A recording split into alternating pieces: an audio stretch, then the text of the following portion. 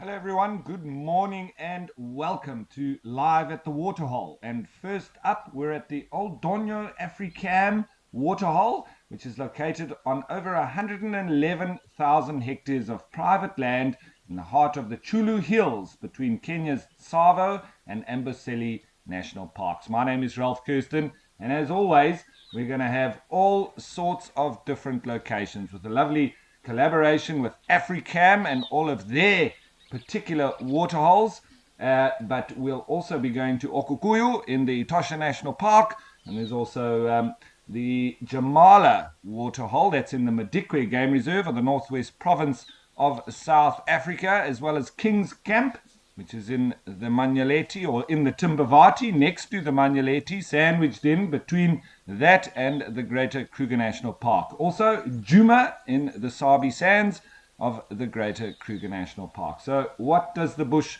hold in store for us today at the waterholes? Well, you have to sit back, relax, and see what happens. Now, don't forget that this is a live and interactive experience, so we'd love for you to jump on board with us and send us through your questions and your comments. You can do that by going on the WildEarth website and registering.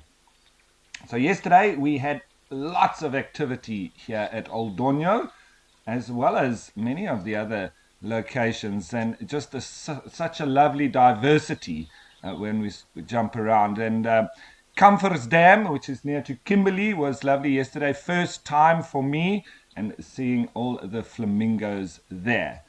Yesterday at Old Donyo here, there was 3 big bull elephants, and one of them, I believe, was the one that they call the 1-ton elephant. He's got very big tusks, and they would say that he's a big tusker, but one of his tusks has been broken off a bit. But hopefully we'll see them today.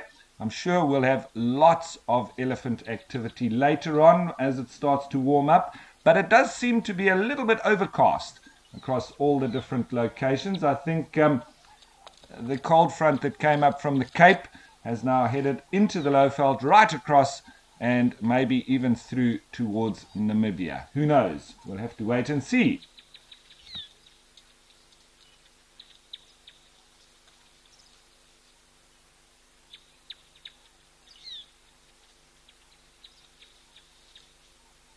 Let us know what you'd like to chat about today, if it's ecological principles or anything like that. But without further ado, I think we'll have a quick look at what the weather's going to be like across all the different locations.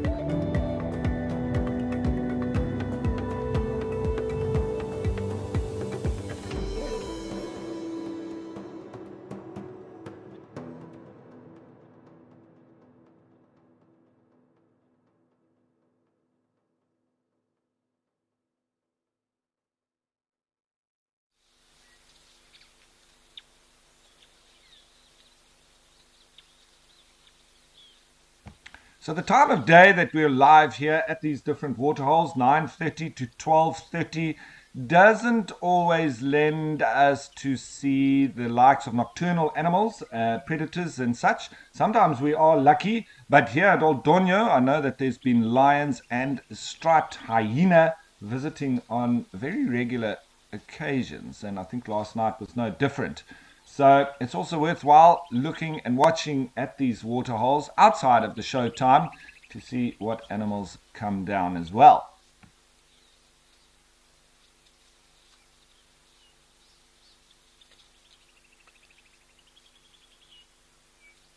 Nice big group of zebra there. I think it's probably part of one harem with one dominant stallion with all his girls.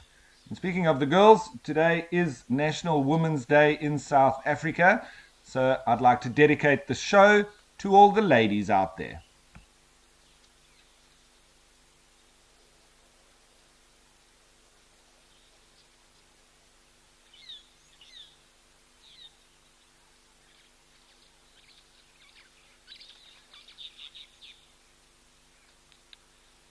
So Nicole, lovely to have you on board, and I'm glad you're excited for the Waterhole show today. It is a little bit of a slower pace than we have on the sunrise and sunset safaris, and we don't go chasing around looking for the animals. Here we sit back, relax, and watch what the animals come. Well, we watch for the animals coming to us.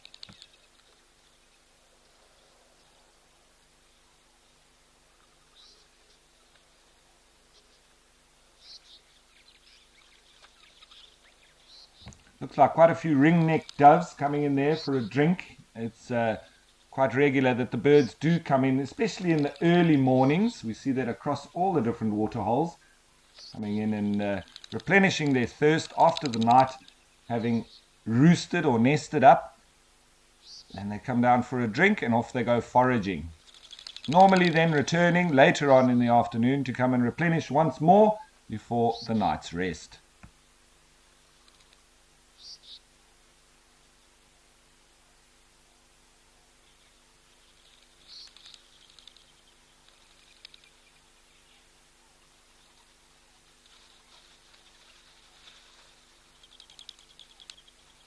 We haven't had any real clear days here at Old Donyo, but when it does clear up and we have a nice clear day, we'll be able to see the Kilimanjaro mountain in the background. So Claire in the UK, thanks for wishing all the ladies a happy National Women's Day. That is wonderful. And as I say, from us as well at WildEarth, happy Women's Day to all the women in South Africa.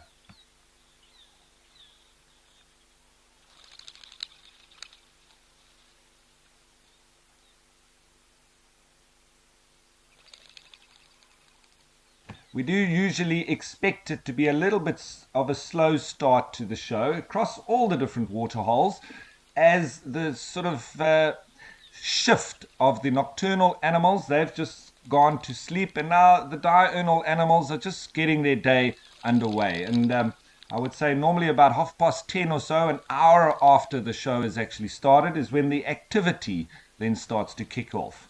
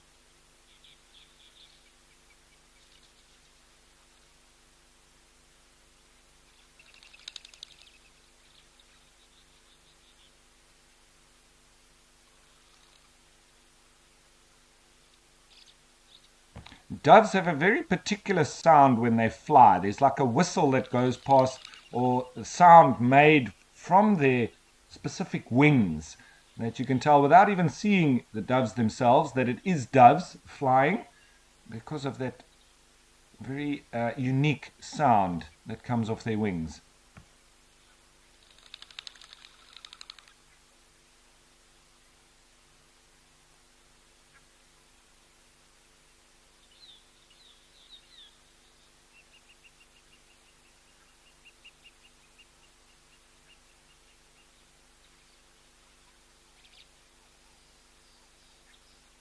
So a little bit quiet here. The zebras having moved off and mainly just doves coming in. So I think we'll switch of location and we'll stick with the birding theme. So let's head on over to Africam, Kamfersdam.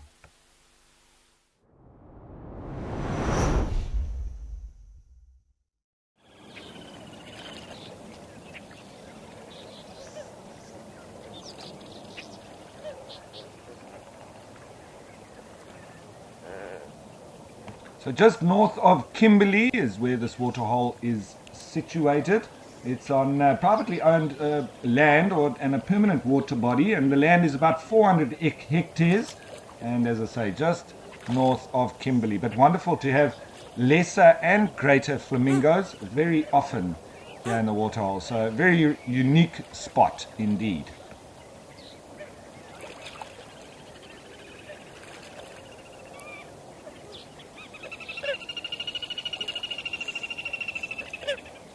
You can see the lesser flamingos all bunched up together there, and they're quite a bit more pink than the greater flamingos, who are slightly larger and a bit more white. Off to the right there's more of the greater flamingos.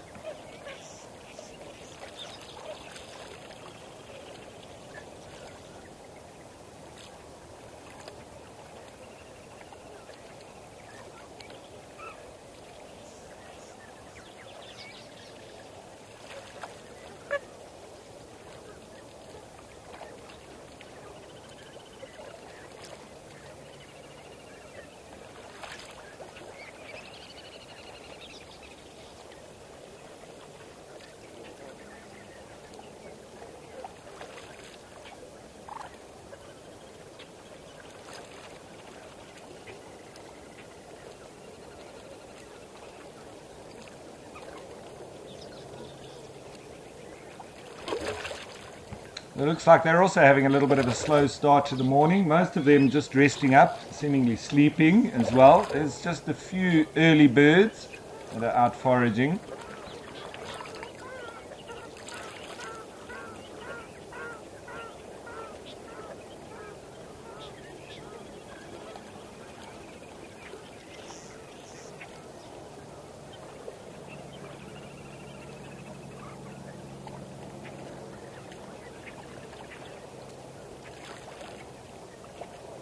And there's a pied avocet foraging again, like there was yesterday as well. Probably the same individuals. Just off on the top left, a pied avocet with a recurved bill that points upwards, which is rather strange but very indicative of the avocets.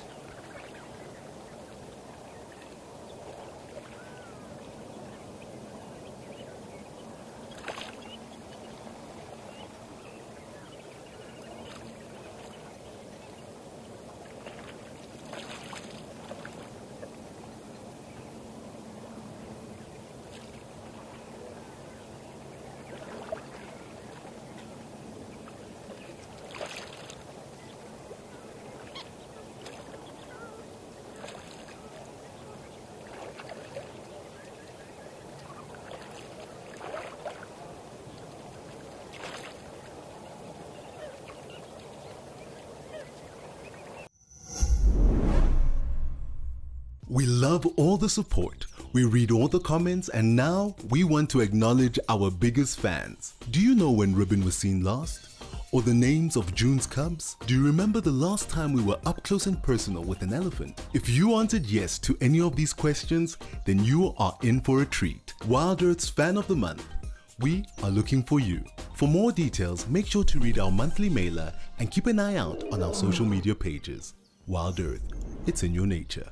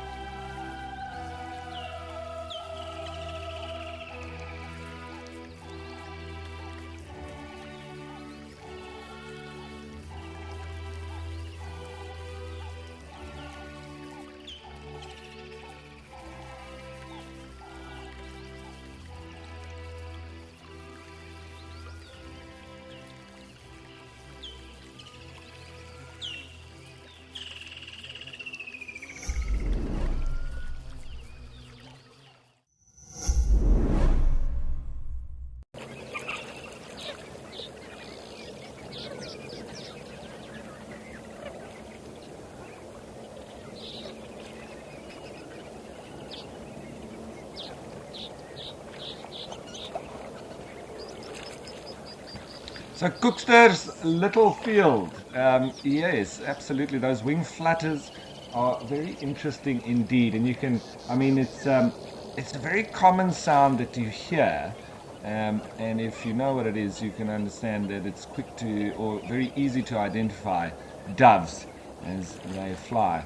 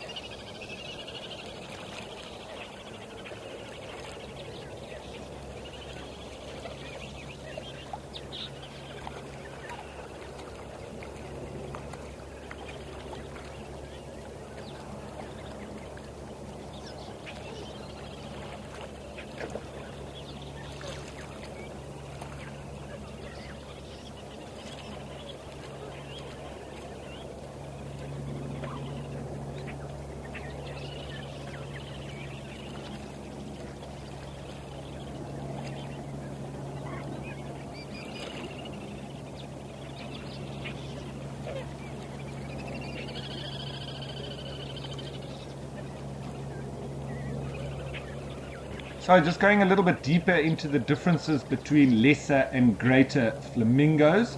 Now, the lesser flamingo is smaller than the greater flamingo when it comes to its body size. The plumage is also a much deeper pink, with the bill being pale pink with a black tip. Both sexes are alike, with young and immature being a drab greyish white. They're very gregarious and mostly found in alkaline waters. So lesser flamingos are surface feeders, filtering their food from the water top.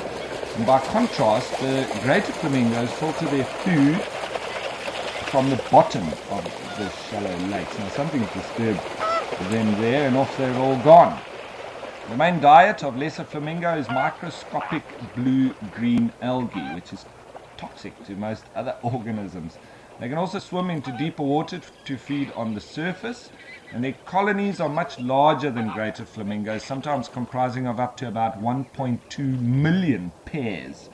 So for breeding, the mud nests are built in inaccessible salt flats and mud flats that just keeps them away from predators.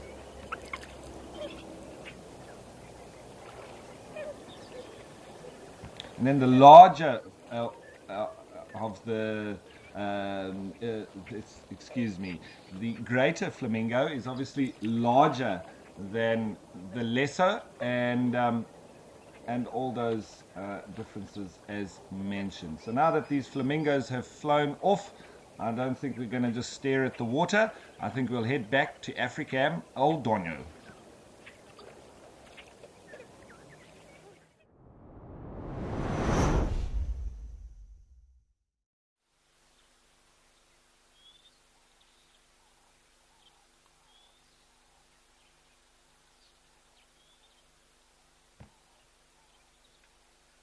Where we've got one impala ram that is having a drink. Lovely set of horns on him, but he's all by himself.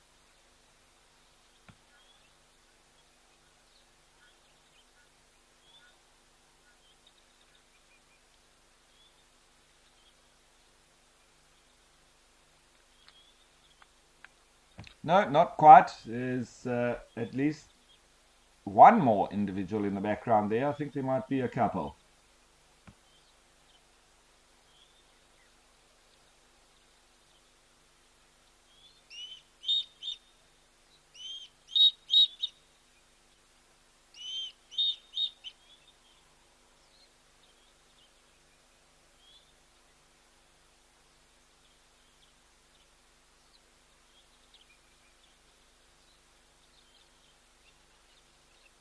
So with it being a bit of a dark grey, gloomy day, we don't have the real contrasts that you might have when the sun is out. But those are the days out in the bush.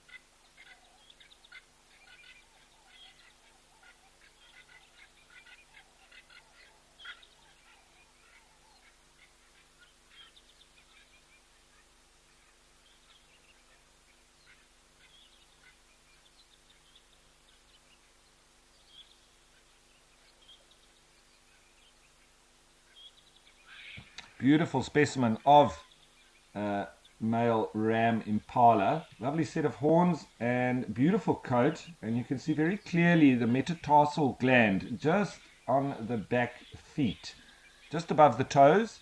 Those two big black dots, those are glands with black hair sort of on and around them, and they're apparently the only antelope that have these metatarsal glands, and it is believed that they help in leaving a scent trail when they stot and run through the bush, especially when they're evading predators. And so one of the ways that they use to find each other once more. That is the thinking.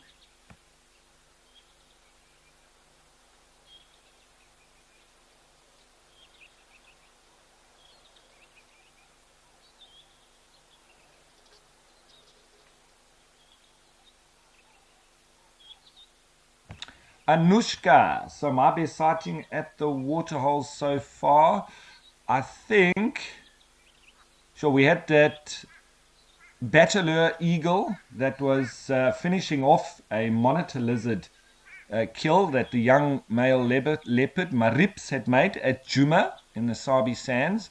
That was lovely to see. I think every day with the elephants, when they come down, it's always magical. And yesterday with that big tusker that was here at Old Donyo was very special too. We had at Rosie's Pan in the Olifants west of the Greater Kruger National Park. There we had wild dogs.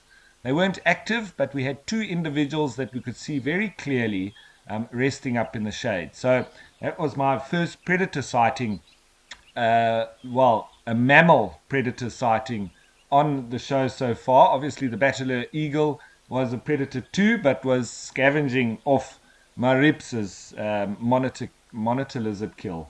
So I think those must be probably the highlights. Every day just really enjoying the multitudes and massive amount of animals that come down at Okukuyu in Etosha, because it always reminds me of all the times that I've spent there. I've been there hundreds of times, and it's a very special waterhole, especially the sound of the Namakwa sandgrass, as they call it, that whoop-a-poo, whoop-a-poo, early in the morning, every morning, as they come down to drink and soak their feathers. But what is going to be our favorite sighting of today? That's the question.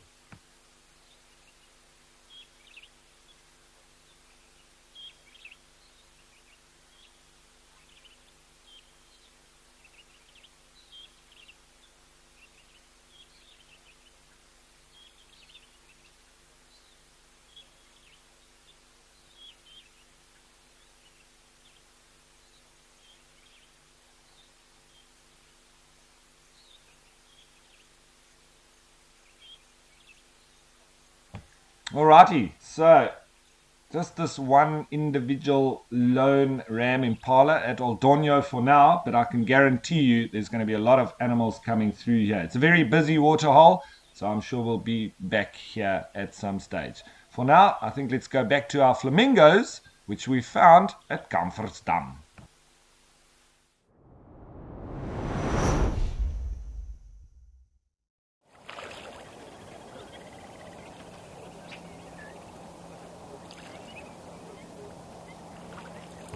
So they were obviously spooked by something here at the Africam Kamfersdam, but they're back.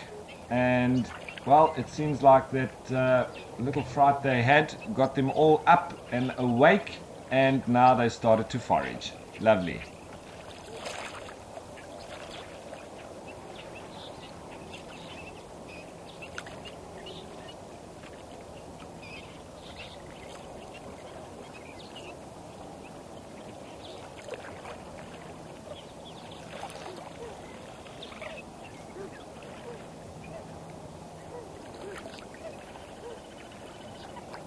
So I'm just discussing further on the differences between the lesser and greater. We went through the lesser, a little bit onto the greater before they all flew off.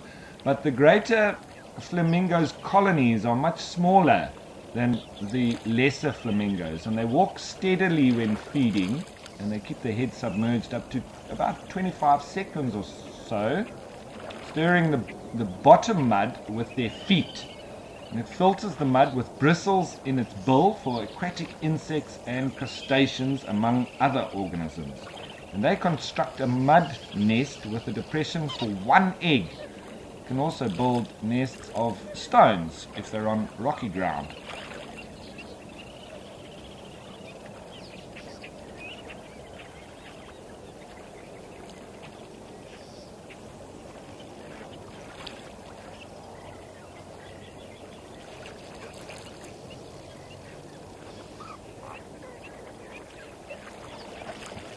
There's one here in the foreground having its morning shower, some at the top as well. So everybody busy. A bit of preening going on, a little bit of foraging, but I think this early part of the morning they're just making sure all their feathers are sorted out before they start to feed.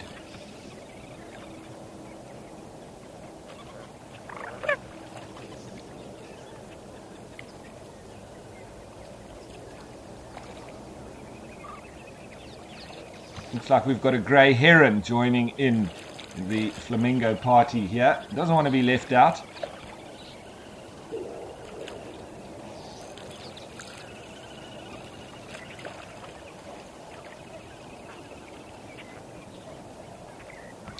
The heron might actually benefit from these flamingos walking through the water. They might be sort of funneling or pushing fish and frogs, etc., in front of them.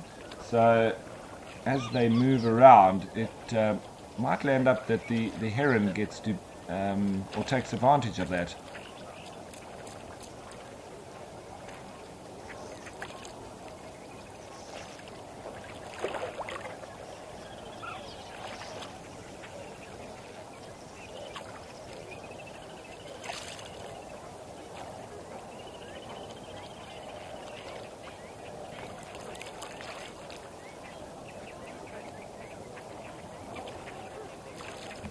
Joy, I have to agree with you. It's very impressive how they stand on one leg for such a long period of time. I think sometimes they spend the entire night on one leg, standing dead still in the water, in the mud, must be very cold as well, and just resting their head sort of towards their rump in between their feathers. But very scaly legs, so I think in that way it does assist in thermoregulating, because if that was me, I think I'd get hypothermia and maybe even frostbite on a nice winter's night, but it doesn't seem to bother the flamingos at all.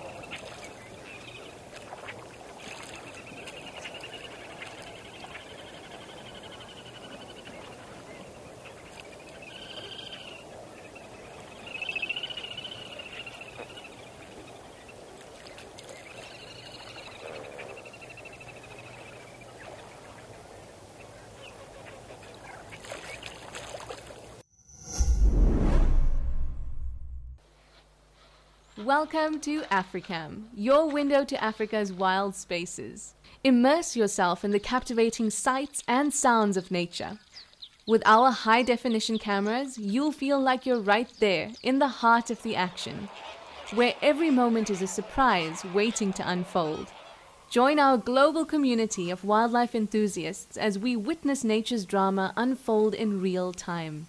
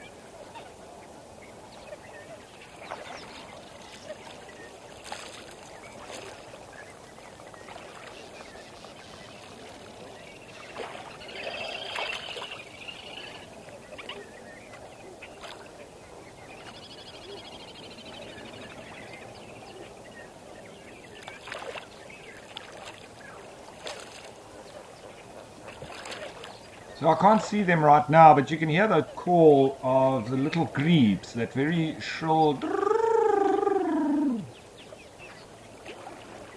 What does it say? Oh, maybe that's one up on the right there, just foraging in amongst the shallows.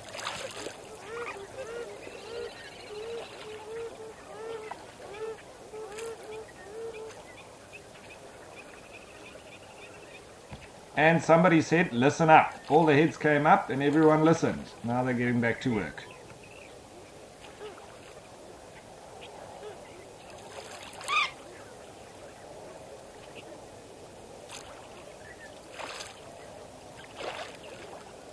I must say, this would also make for wonderful photography with the reflections in the water, and there not being a breath of wind.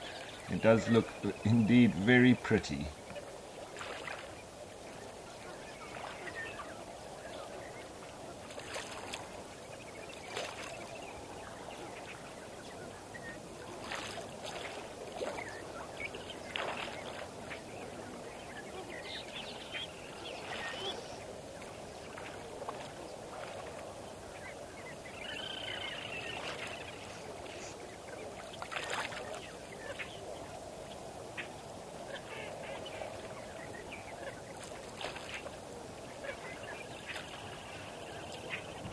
All right, so as we are going to be jumping around to different locations, we'll try and spend a bit of time at each place, especially if there's something exciting going on. But a lovely little sighting with these lesser and greater flamingos and the rest of the birds that are around. But I think it's time for us to go to a different spot, and so let's go to Jamala in the northwest province of South Africa and the Madikwe Game Reserve.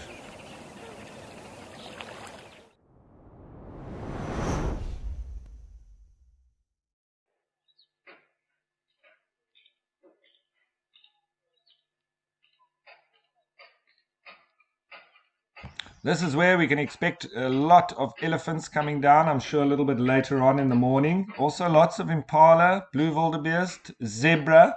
We had, I think it was yesterday, a nice big troop of baboons. Sometimes the days morph into one when, I've been out in the bush, out on safari and sitting at the water holes. I can't quite remember if it was yesterday or the day before. But anyway, in the last couple of days, lots of baboons here as well. If we're lucky, we might have some of the big bull buffalo coming in as well.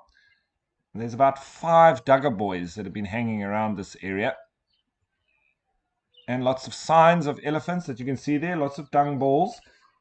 And the animals do seem to enjoy feeding on the soil here as well. I think there must be a lot of mineral salts. I've seen the impala doing it as well as the elephants.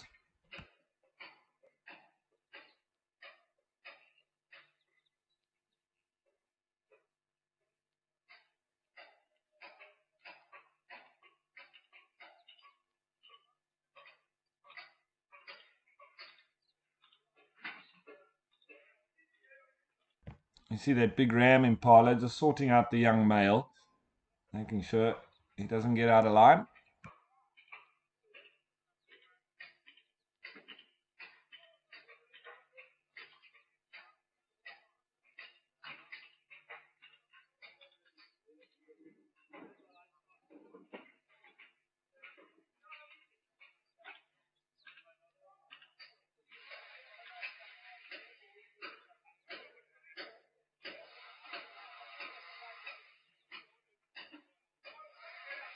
And we have seen wild dogs here. However, it was just before the show started, so it was at about 9:25. That was a couple of weeks ago. But yes, unfortunately, they don't stand on parade. It's not a zoo or anything like that. And we were hoping to get them on the show, but just before we started, they ran off.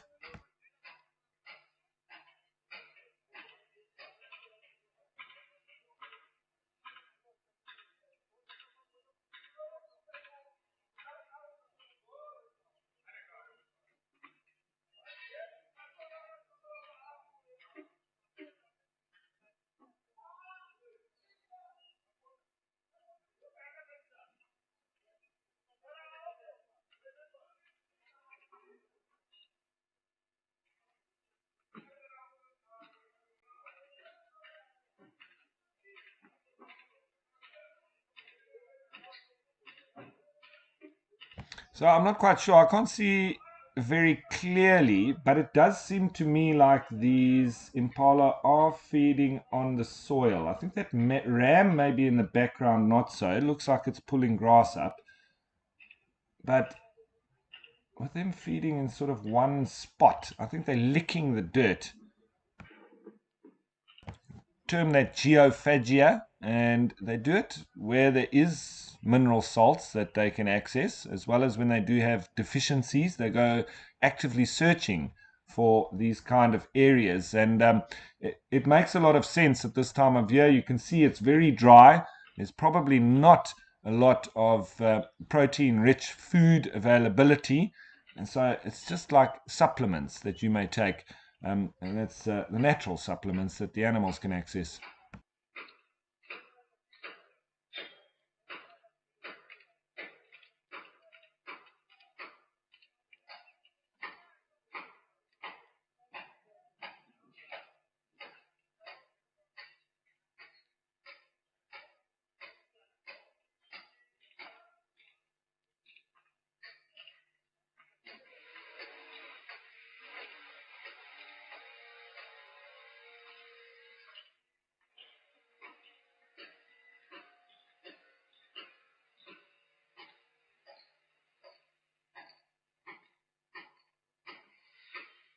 So just a note that WildEarth, we will be having the fan of the month. And we do love your support and, of course, all your comments when you get involved with us. It's absolutely lovely. But we want to acknowledge our biggest fans. So we're going to be posing questions once a week to the viewers based on the happenings each week during the sunrise and sunset safaris or the drives. And the next question for this month is going to be asked on the 11th of August on the sunset safari. So stay tuned and don't miss out.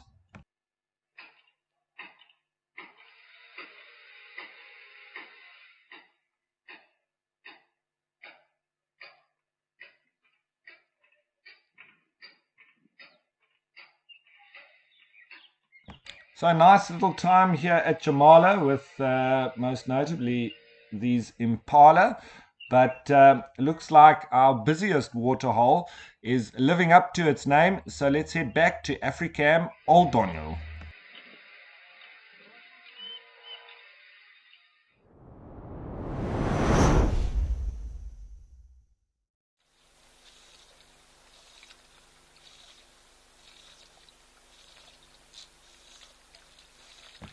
Where we've got some eland and our wonderful Maasai giraffe, the largest of all.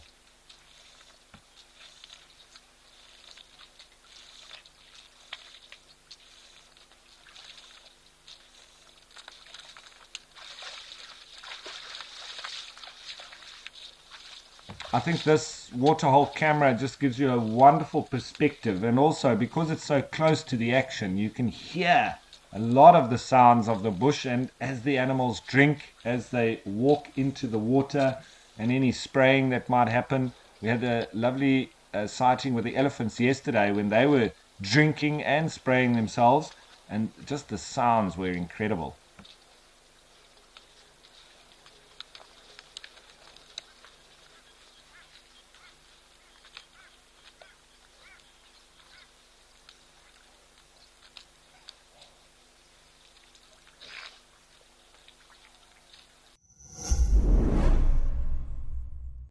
Are you yearning for a private virtual WildEarth safari adventure with our naturalists and crew? We have got you covered. Sign up to be an explorer before the 15th of August and you could win a private safari experience. Make lifelong wildlife memories with either Steve, Thank you for joining us and have a fantastic morning. or Cedric. WildEarth, it's in your nature.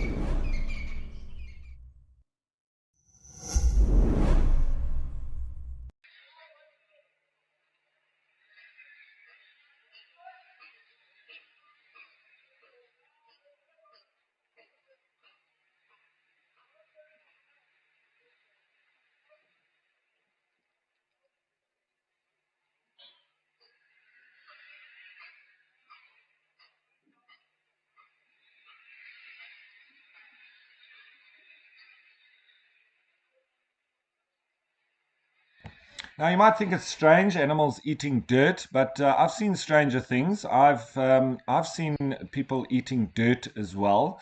I've seen people, when I say people, I mean humans, eating paper, which was pretty strange. But we might think it's strange, but it's normally your body indicating that it has a deficiency, and then going in search of the minerals that would rectify that. And I think it was an iron deficiency in a friend of ours' child that was eating paper. And once they found out that he had this iron deficiency, obviously replaced the paper eating with some supplements, and then he stopped doing that. So it's it's animals looking for something that they're not getting in their diet, and very often these areas around water holes, sometimes it can be natural springs, etc., where mineral salts accumulate, and that's where they normally find this supplementary minerals that help for the deficiencies within their diet, particularly in the winter months, as I say, when they can definitely have a lot of deficiencies in their diet.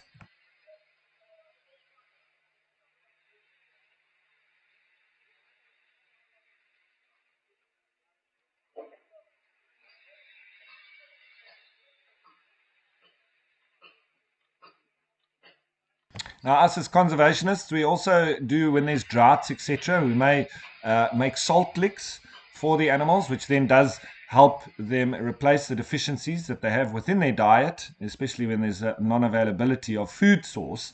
And that normally consists of salt or calcium carbonate, gypsum, as well as molasses. So there's sugar, salts, and just a bit of earthing in it as well. So that it's almost like replacing your mineral salts when you get dehydrated, and you take those rehydrate sachets. Very similar, but obviously, much easier applied in a block to animals, and then they'll go and lick on it. Hence the name Salt Lick.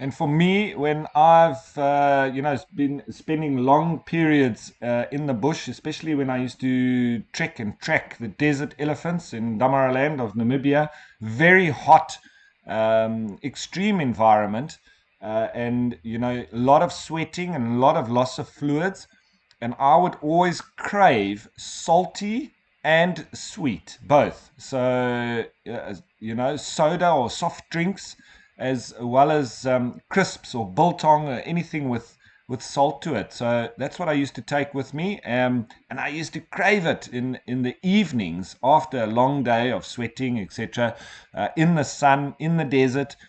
And then that's what I used to crave, and that was obviously my body telling me that I had a deficiency of both salts and sugars. And having soft drinks and salty snacks really did assist in alleviating those cravings.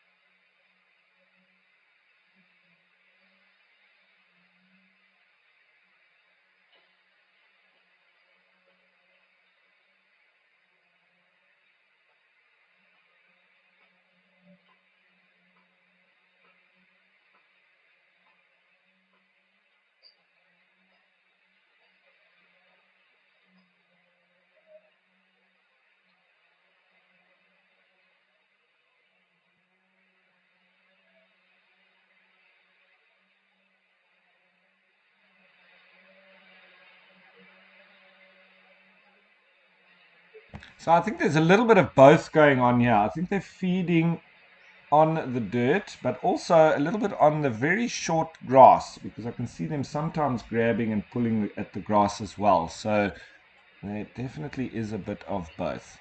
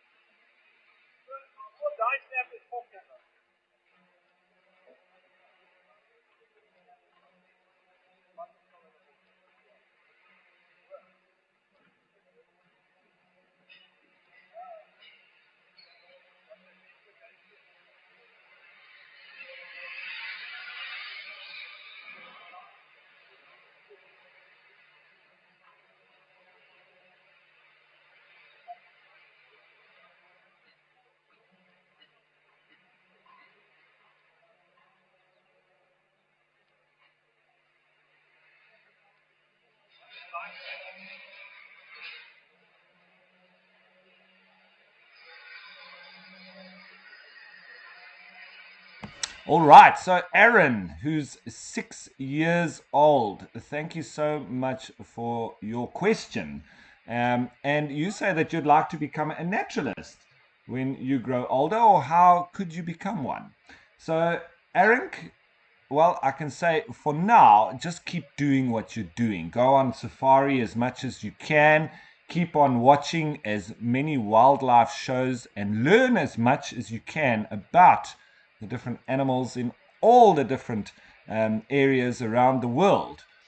From impala here to water buffalo in India and tigers, or the polar bears in the ice caps, as well as elephants and lions, etc. Just try and find out as much as you can and learn as much as possible.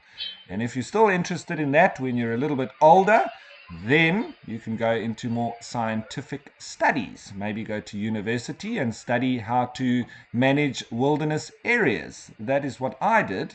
And so I could be a ranger in a national park like this park in Madikwe, or you could look at going into the private sector And when I say that, that's more about being a naturalist, like we have become, and that's taking guests either on a vehicle, on a game viewer, or even doing a bit of TV.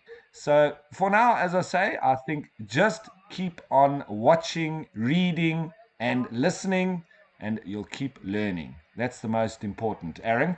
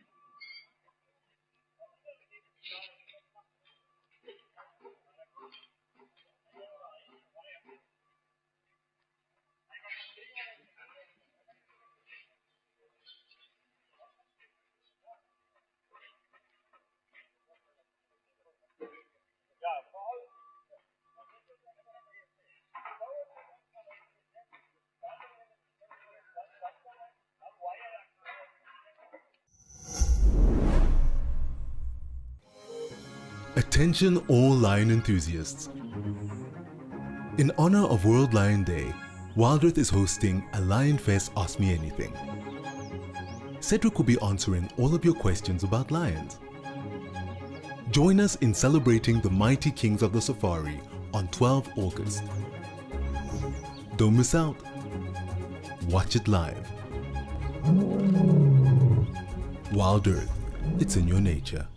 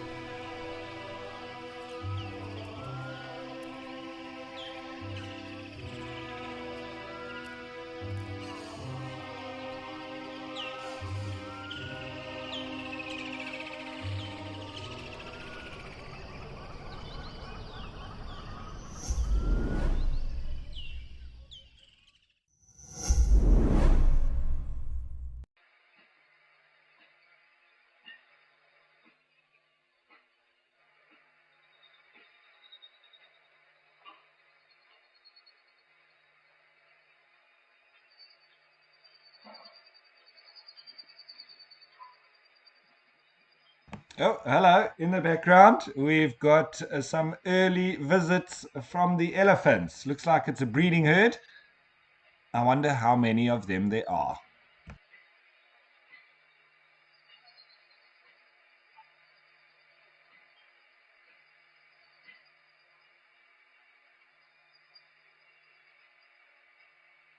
A couple of different aged youngsters there. Some really small, well, one really small one, and then a couple a little bit older.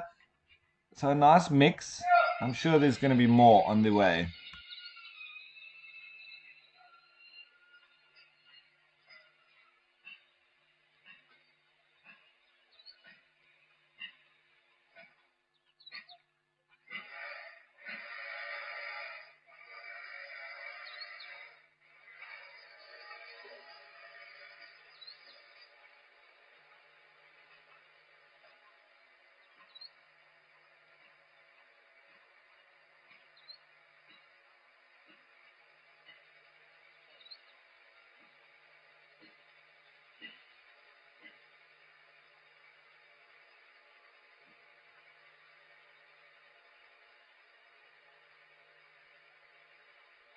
So the youngsters on the opposite bank, they do find it a little bit difficult on that side to reach the water.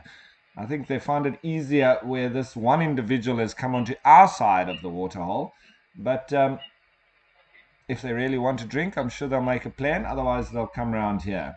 That one on the right there, just stretching to get to the water, picking its one back leg up as it went. And now thinks it's been left behind by the herd. He's got to catch up.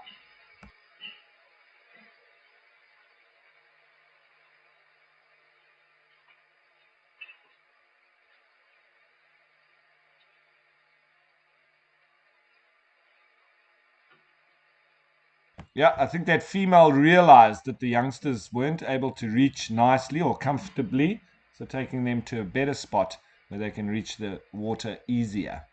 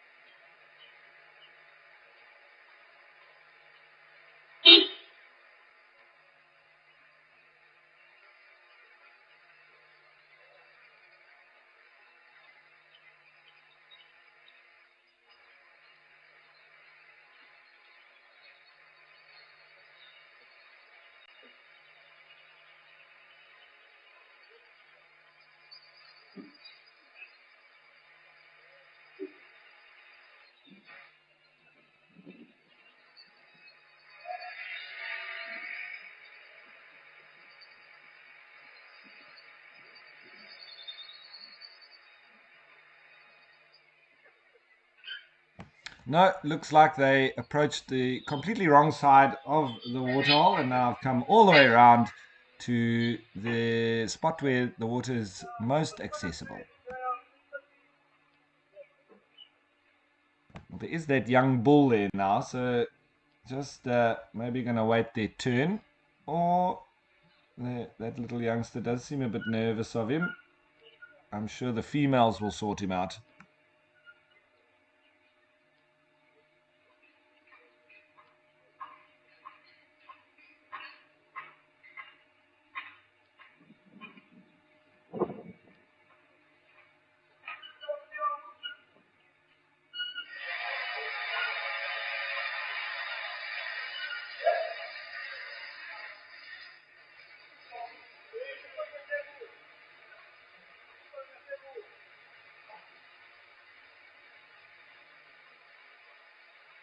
There's a bit of strange interaction going on there between that female and the young bull that was there.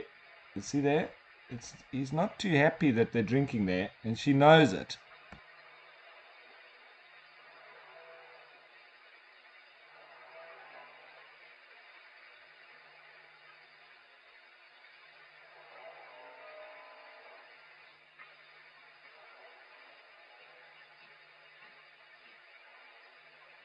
Lisa Lee. Yes, that is definitely one of my favorite things to watch when there's an elephant pool party.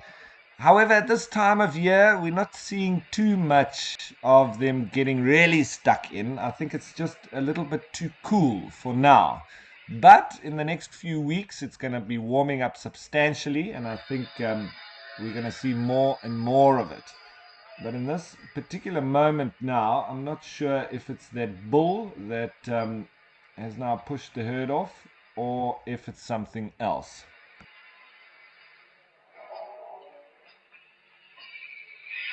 They definitely left in a hurry.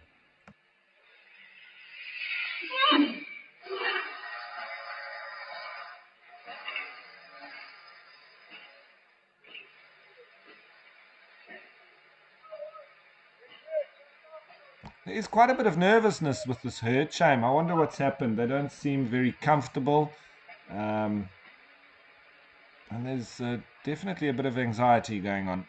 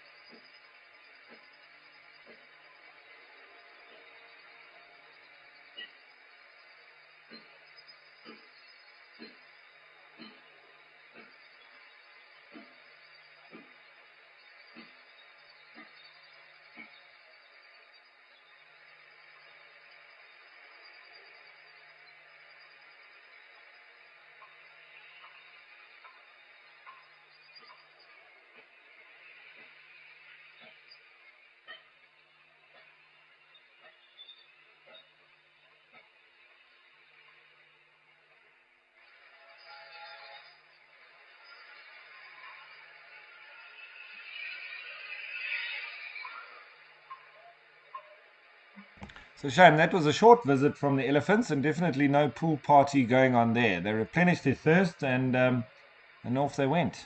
So we'll wait for the next wave or herd of elephants to come through. Maybe the next one will be a little bit more relaxed.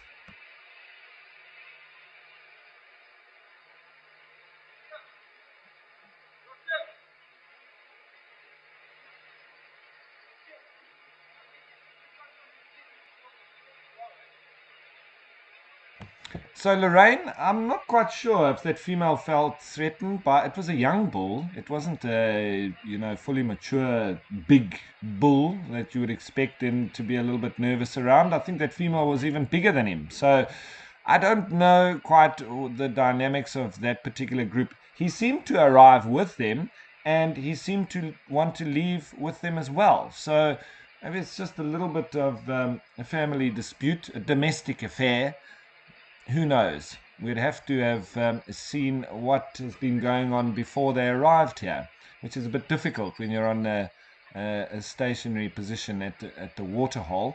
But as I say, they're individuals. They all have emotions. They do sort of have positive and negative reactions to individuals and things that they do. Very much like humans. It's very complex. And so for me to say what the reasoning behind that was would be very difficult.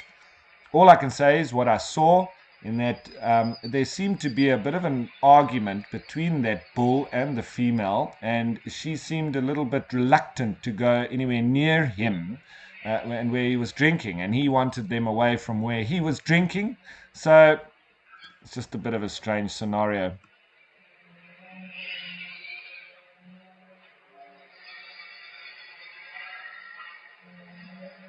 So a lovely sighting that was, and we're back now to just the impala and a lone zebra.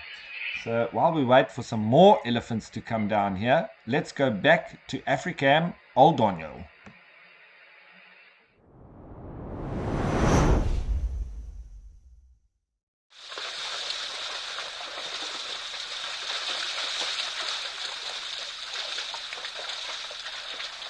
Where we've got lots of zebra that have come down to the waterhole. You can hardly see the water amongst all the stripes and the legs, and you'll most likely see lots of kicking and biting. So let's listen and enjoy the show.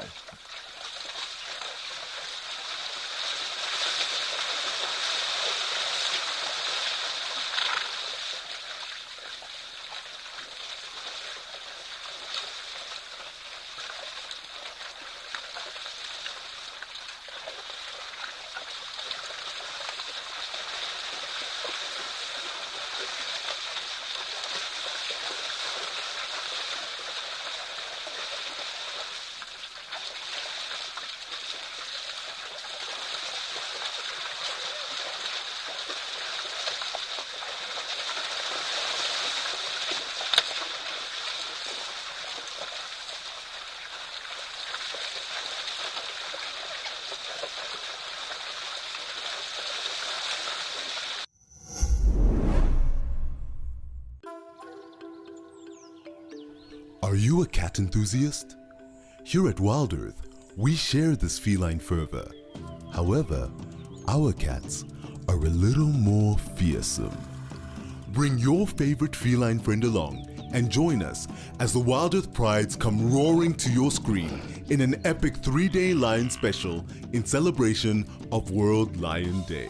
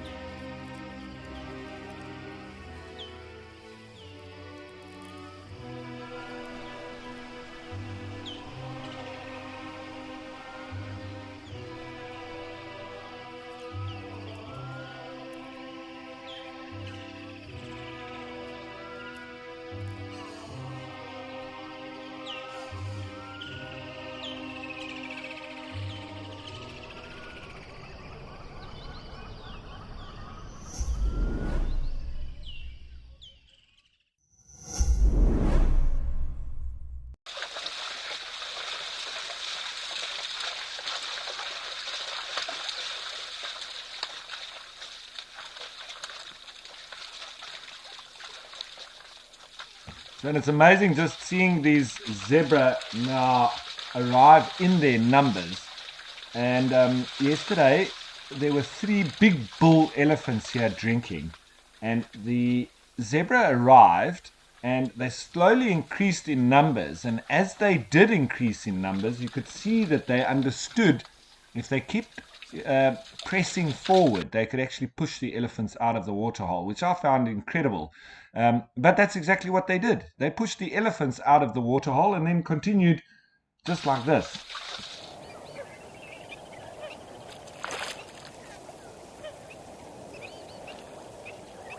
Right, so apologies. We just have a frozen screen there. And so we've headed back to Africam Comforts Dam, just outside of Kimberley, with our flock of flamingos, or we should say a flamboyance of flamingos, who've now, after a bit of preening and feather maintenance, a little bit of foraging from some, it's like they've gone back to sleep.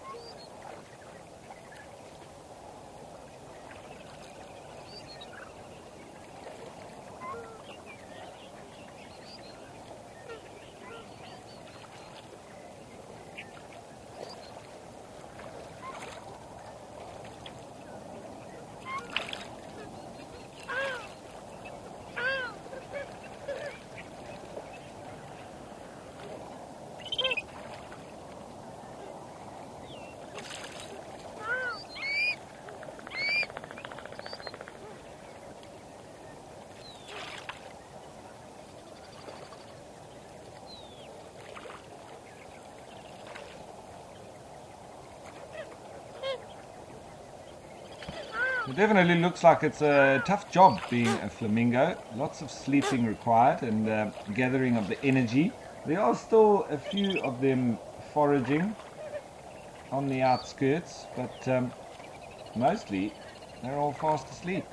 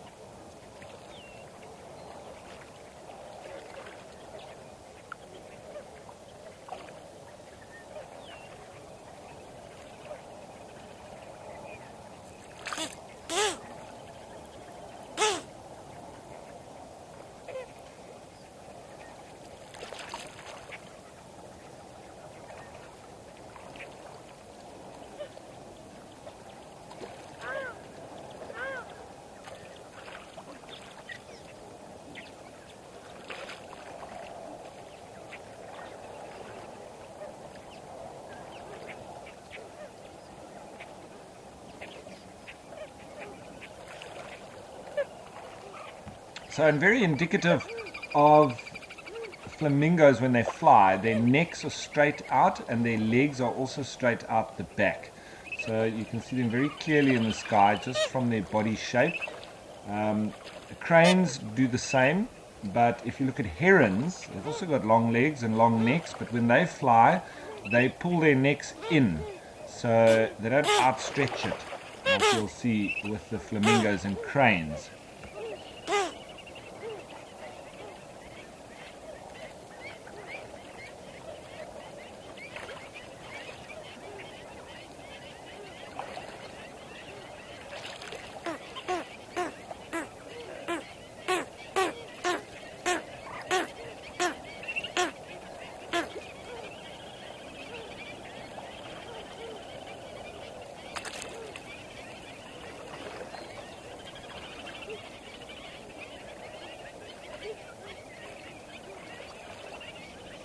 And it always amazes me about flamingos is that they generally understand where water has fallen or rain has fallen in particular areas, and they will fly hundreds of kilometers to go to those spots, knowing already that there'll be water there. And the places that I have seen flamingos from the eastern shores, yeah, down in the Eastern Cape at Kucha, where they do have salt farms, up in KwaZulu-Natal in the Isimangaliso Wetland Park or St. Lucia. Also a very intricate lake system there and lots of salty pans. Then up into the Makgadikgadi pans in Botswana, over into Etosha National Park when there's enough rainfall there. They will they fly in and nest there. And the one year, very sad, because they misjudged how much rain had fallen. And they nested, but before they could finish the nesting cycle, the water had dried up. And they make these nests like a volcano out of the mud. And actually what happened was the little chicks had hatched at that stage, but the water had dried up, so it was very muddy, and the adults were starting to get stuck in the mud. And so they all abandoned the chicks and flew off. And the chicks obviously tried to exit the nests and go looking, to try and survive on their own. But they all got stuck in the mud and died. So a very sad story. It's the only time, it was around 2000, the year 2000 that occurred. But since then they have returned, and there's been enough water when there has been rain, and it's filled up. It hasn't happened again since then, but that was quite a tragedy and will forever stick in my memory. Then from there down into Sossusvlei, obviously there it's very infrequent, it's very rare that Sossusvlei does in fact get water into the pans. It comes down with the Tsochab River, which is the ephemeral river that doesn't reach the ocean. That's actually what Tsochab means, the river that doesn't meet the sea, blocked in by the desert dunes. And so forming those pans there, and the flamingos will go there when there's enough water. And then the spectacular landscape is even added with the flamingos and the pink that they add to the redness of the dunes and the blueness and whiteness of the pans themselves. So very, very interesting, and I would love to know how flamingos know where a significant amount of water has fallen and sufficient enough for them to go and either feed or nest from hundreds of kilometers away. It's incredible.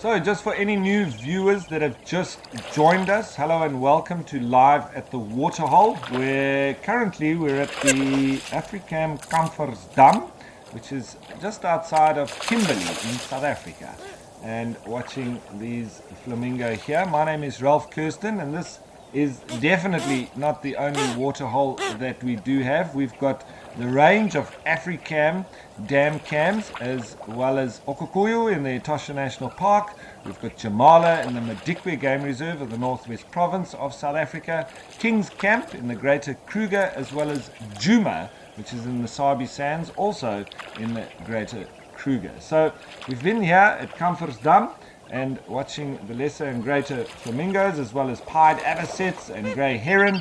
We were at Jamala, where there was a nice little, however nervous, herd of elephants, and there was a little bit of interaction between a young bull and the seemingly matriarch female of the breeding herd, and they didn't stay long. They had a drink and they hurried off. We've been at the Africam Old Donyo in Kenya, near to the Amboseli, and there we've had a few giraffe, we've had lots and lots of zebra, and I'm sure we'll be going back there at some stage. So welcome aboard with us, sit back, relax, and enjoy the animals at the waterholes.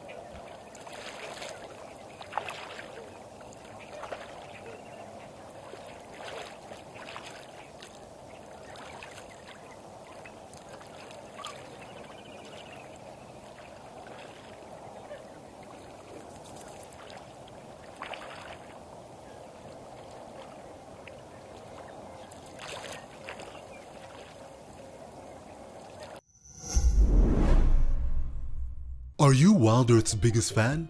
Well, we have a brand new competition for you.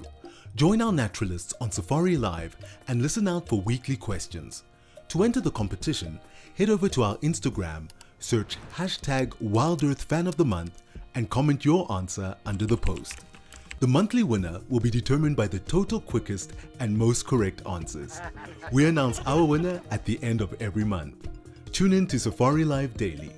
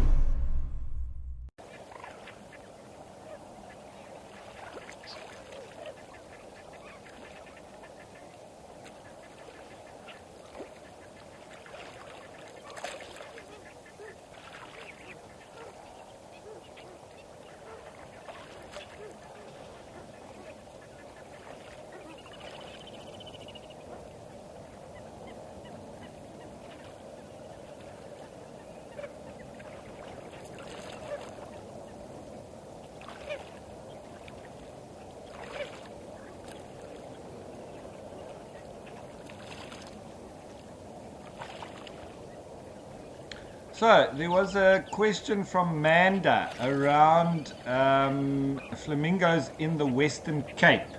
So Manda, I personally haven't had much experience with flamingos in the Western Cape, but I do know, according to the birding routes and lists, etc., that there is a lot of flamingos that can be seen at Langebaan Lagoon, which is a wetland of international importance, and an excellent spot for flamingos, as well as in Cape Town around with some of the natural wetlands, etc., that are around Cape Town, including Strandfontein and even in the polluted Black River.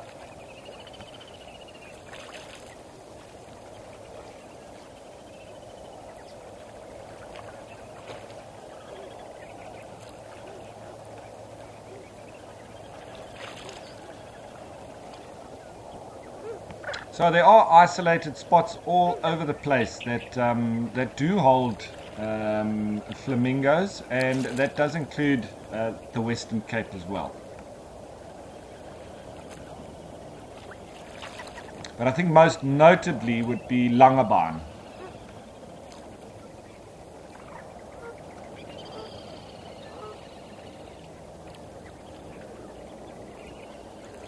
So lovely time spent here with these flamingos at Afrikam Kamfersdam. But let's head back to Jamala, where it seems there's a little bit more action.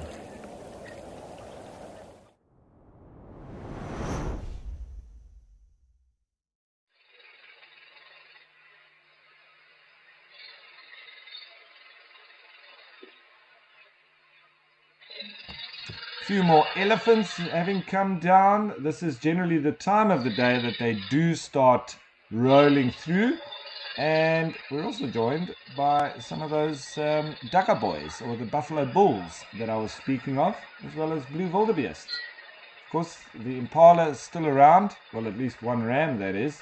I'm sure there's more around as well, but there's more elephants coming in too now, so this should be good.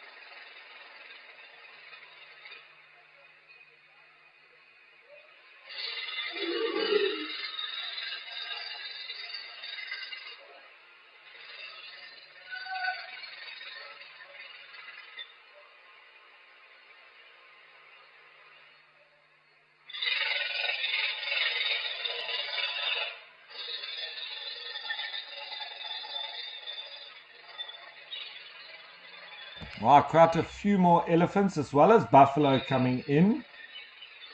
I wonder if they're all Dagga boys. It does look so for now.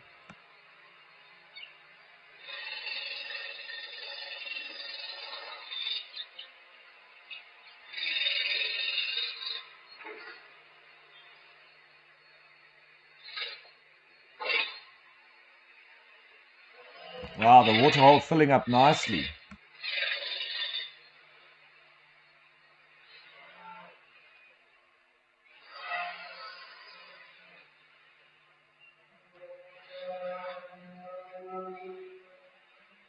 A bit more interaction with these elephants as well. I think it's the bulls that are creating a bit of problems here. They don't know that it's National Women's Day. They need to calm themselves down.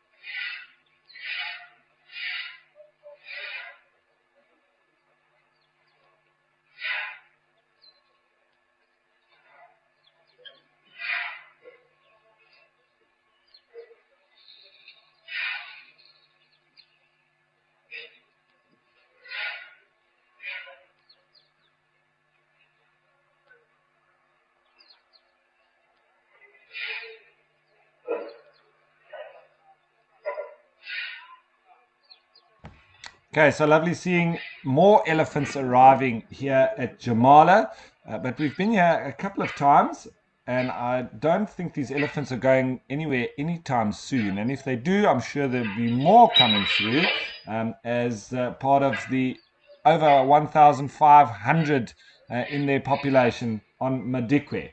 But we're not going to go too far. We're staying in Madikwe in the Northwest Province, but this time let's head to Africam Tau.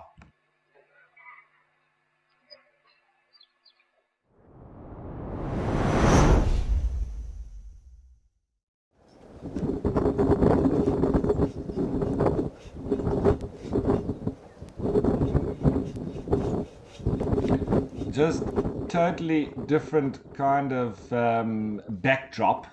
I think this is a part of the Dwarsberg Mountains, but here two lovely big kudu bulls making their way through towards the waterhole.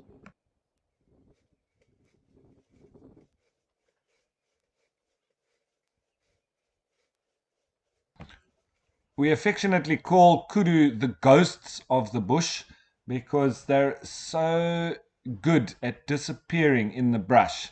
It's incredible.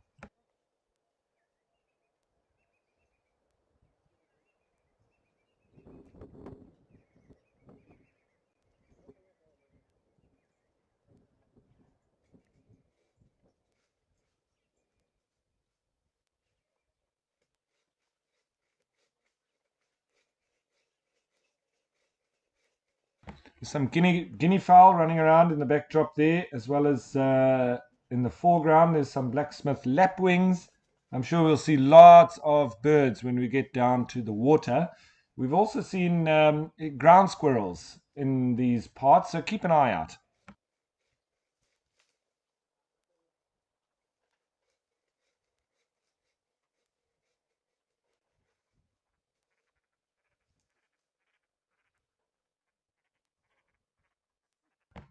So not just two, there's in fact three. Look at this one in front. His horns are very close together, and each individual bull's horns will be slightly different, but his are quite unique in that they almost go straight up. Normally they sort of go a little bit further outwards.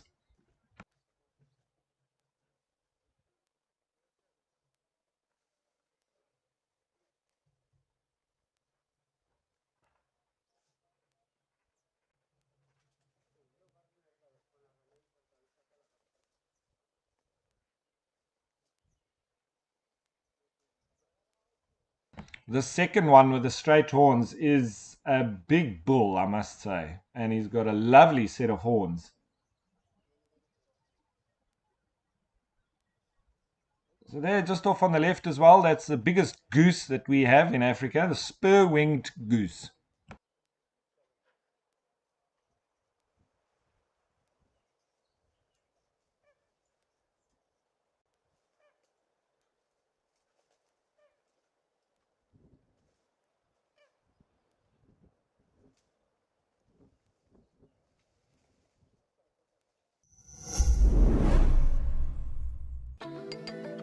Do you sometimes imagine what WildEarth would be like without adverts?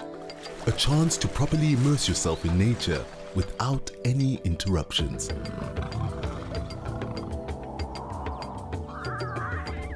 Sign up to be an explorer for a small monthly fee and you can truly escape into the wilderness.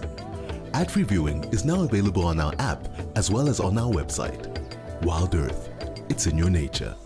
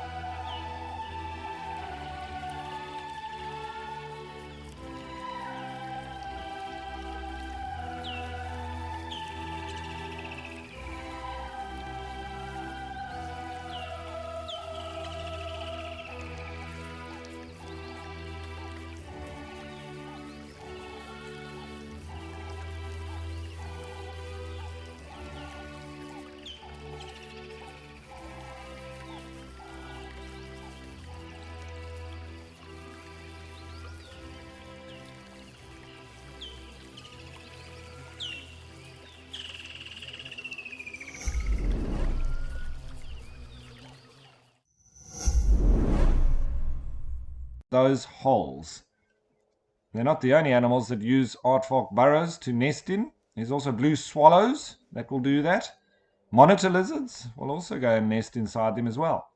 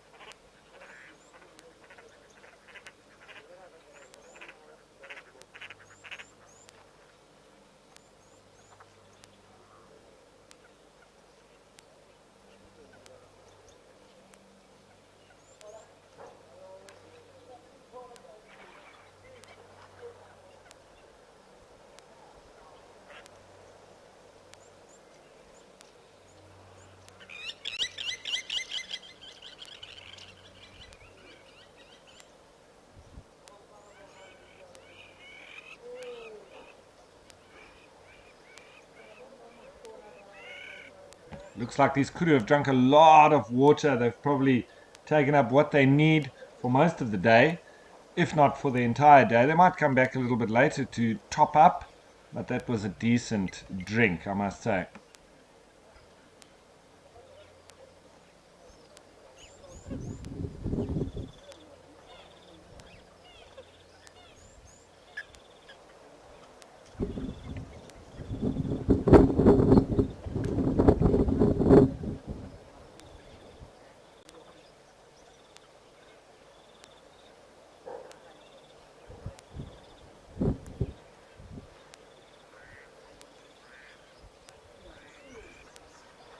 There are crocodiles in this waterhole, so the animals do need to be careful. And you'll notice whenever there is crocodiles present, and the animals do understand this, and they'll go to the shallowest part of the waterhole. So in so doing, they'll be able to see if a crocodile is approaching. But you'll notice that wherever you find crocodiles, that's where the animals generally migrate, especially when they want to drink.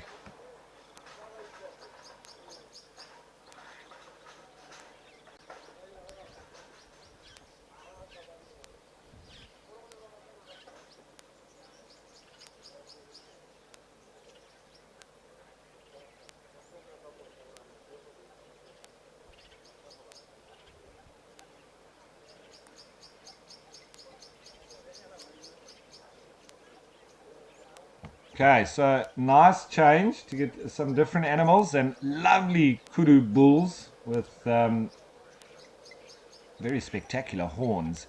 But anyway, I think let's change completely. Let's change of country. Let's head to the northwestern corner to Namibia and the Etosha National Park.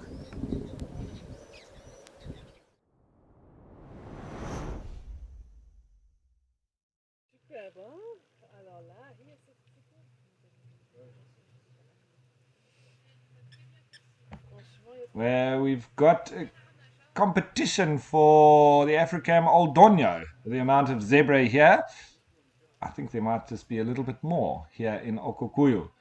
So on the opposite bank, it looks like the east wind is blowing, so it's going to be a scorcher in the middle of winter. It's probably, I didn't even check there, but I bet you it's around 30 degrees.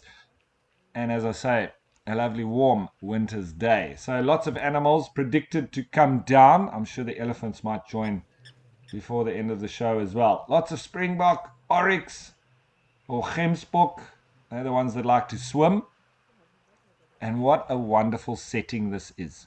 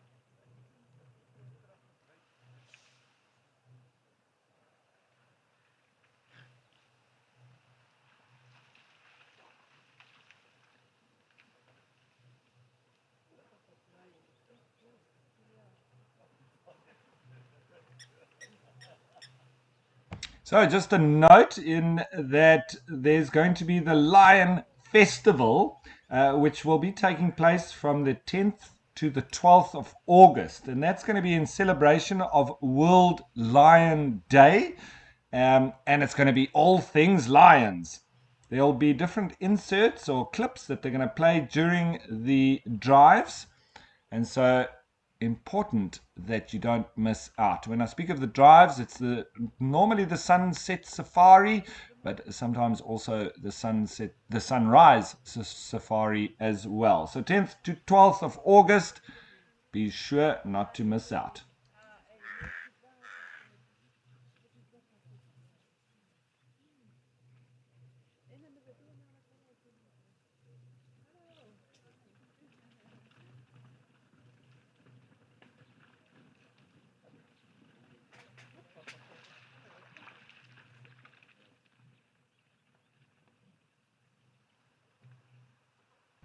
Righty, so it looks like the exodus of the zebra here. It looks like they've had their drink and they've been told to move off. So as it empties a little bit, we'll wait for the next wave of animals to arrive. In the meantime, let's head back to Africam Tower.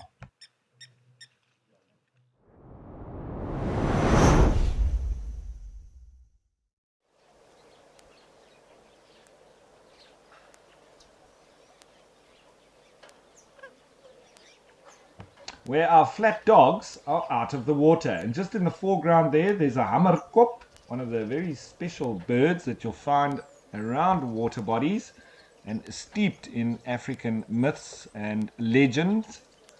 But lovely to see the crocodiles out sunning themselves.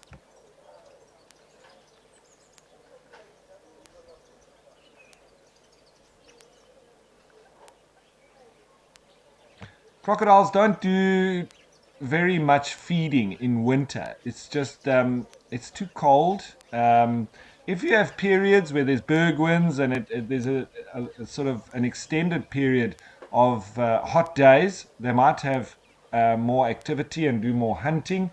But generally they reserve that to summer when it's hot during the day and the night, and then they have a lot of activity. But in the winter months, I haven't seen many hunts from crocodiles. You generally just see them like that, lying up in the sun. There's a black-winged stilt going about its daily chores of foraging.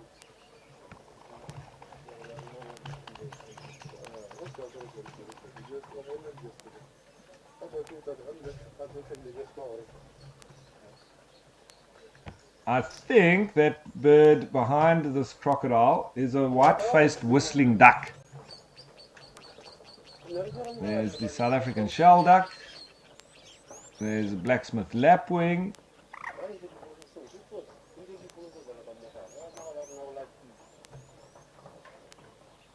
And they're called whistling ducks because that's exactly what they do. They've got a very high-pitched whistle.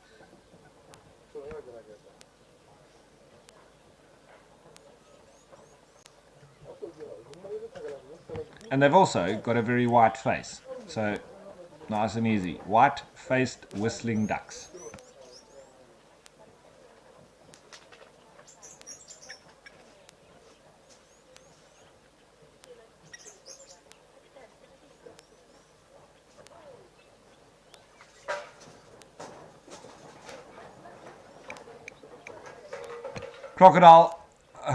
Crocodiles in general are not the most exciting animal to watch, because this is 99% of the time what you'll see them doing. I think the one that comes close in general is lions. When you find them, they're generally sleeping, but they're probably sleeping 90% of the time, whereas crocodiles probably 98, 99% of the time. So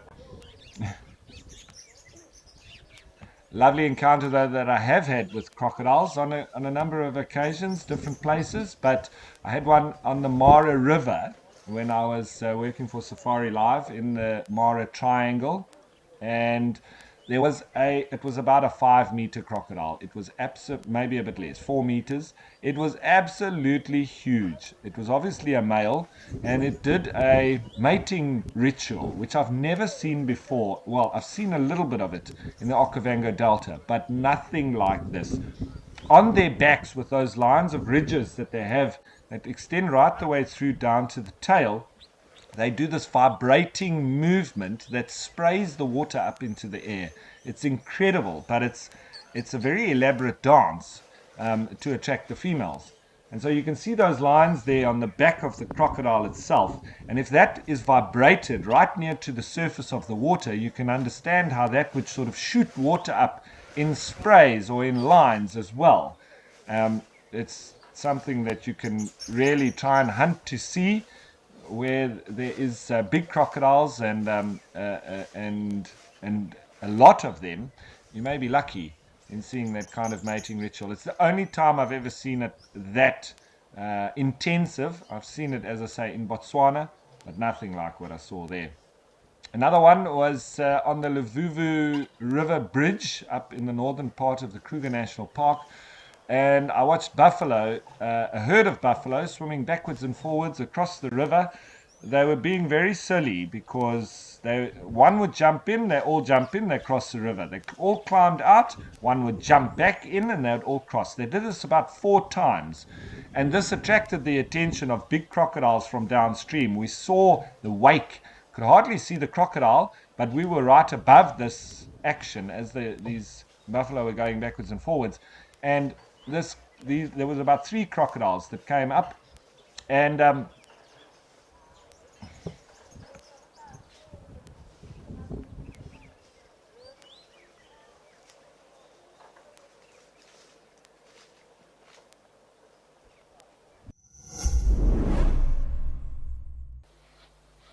Welcome to Africam, your window to Africa's wild spaces. Immerse yourself in the captivating sights and sounds of nature. With our high-definition cameras, you'll feel like you're right there in the heart of the action, where every moment is a surprise waiting to unfold. Join our global community of wildlife enthusiasts as we witness nature's drama unfold in real time.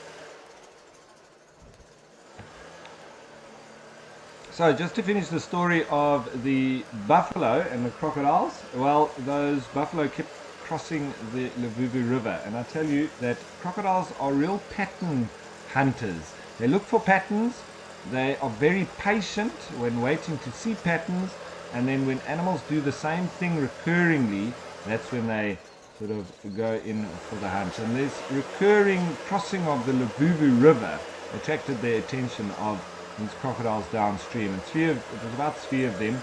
They came up, and one of the times that the buffalo crossed, there were some youngsters off to the side of the group as they were swimming, and we saw the 3 wakes or triangles, the water as it goes off the back of the crocodiles, going up to this one youngster, and the youngster went underwater, and that was its gone.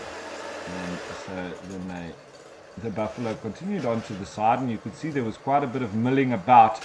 Obviously couldn't work out where the one individual had gone, but it was obviously drowned in the water and probably eaten by those crocodiles. So very interesting how they do that, and they'll be so incredibly patient as well. And when the animals least expect it, that's when they will charge and go in for the kill. Nice to see nice and close here, the black-winged stork.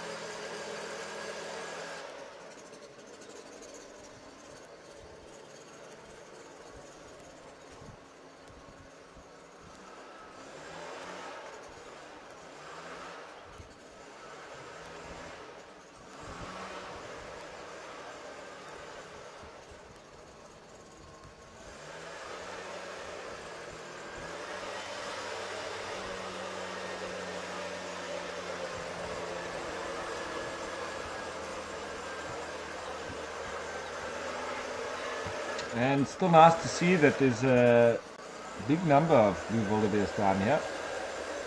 And they do seem to like this area just off of the waterhole. They mill about a lot. There's also quite a bit of dust bathing that goes on. And some more kudu emerging from the thickets.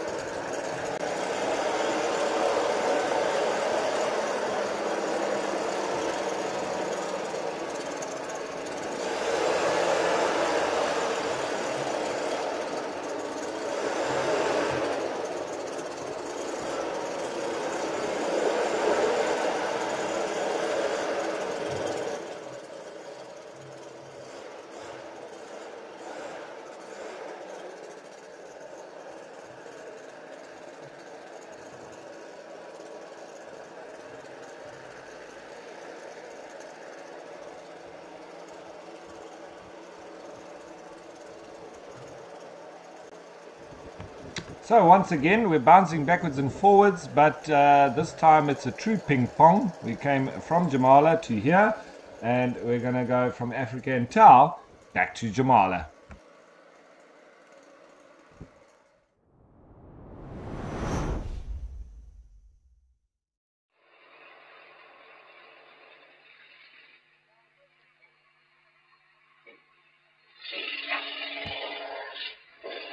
Where the elephants haven't gone anywhere, just as I thought.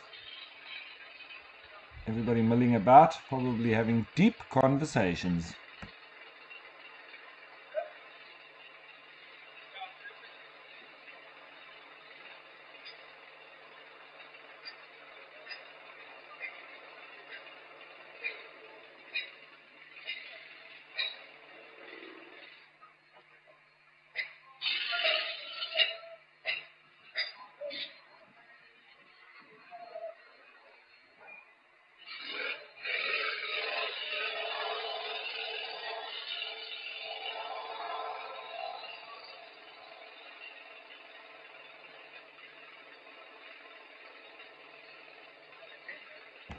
Now, you watch that elephant on the right. Is he eating soil? I believe he is. Same like the impala.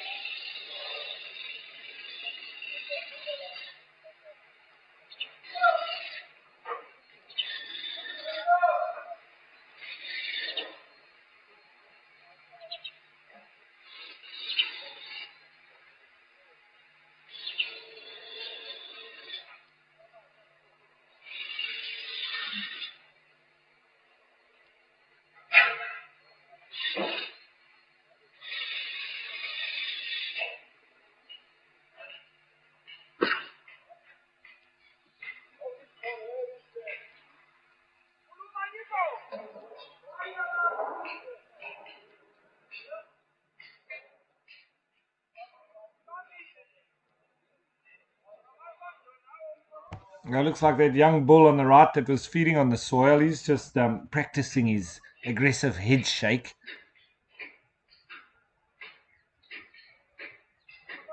The rest all just milling about. As I say, normally around the water holes is when elephants do take a bit of time out. They relax a bit. I think they have a few chats, discussions, communicate. And sometimes I think just enjoy a bit of quiet time before they then move back and go looking for food.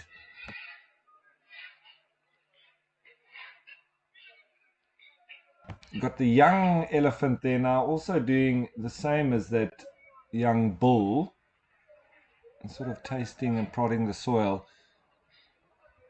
Elephants do learn a lot from each other. So the young elephant like this, seeing the others doing that, it will also try it. And then obviously realize that it's good to eat the soil as well. And he's practicing his head shake too.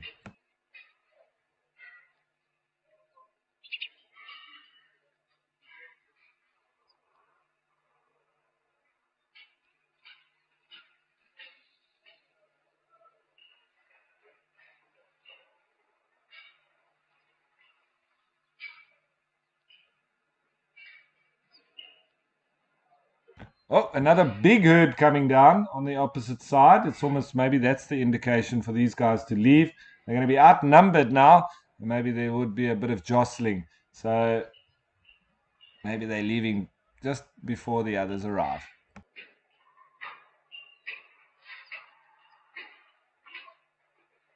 very interesting when different herds meet up. It's not always a friendly affair, but generally it is.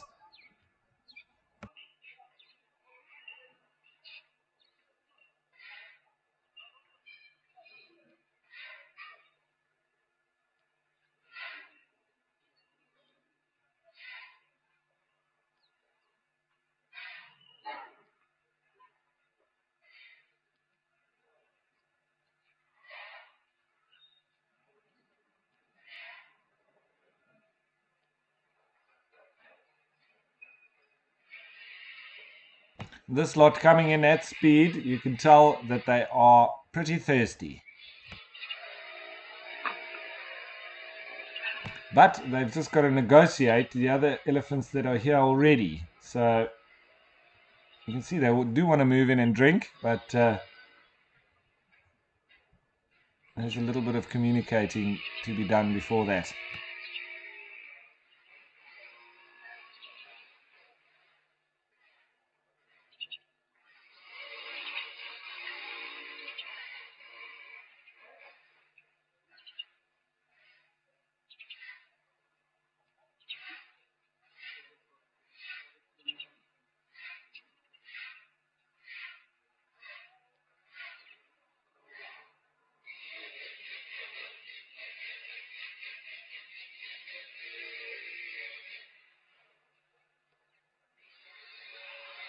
Wow, this is fascinating. Elephants everywhere. And some of the group that arrived have now gone on the other side, obviously to avoid these elephants that were here before them. And then there's a bit of mixing up going on with the ones here in the foreground. This youngster now catching up with the others that have left.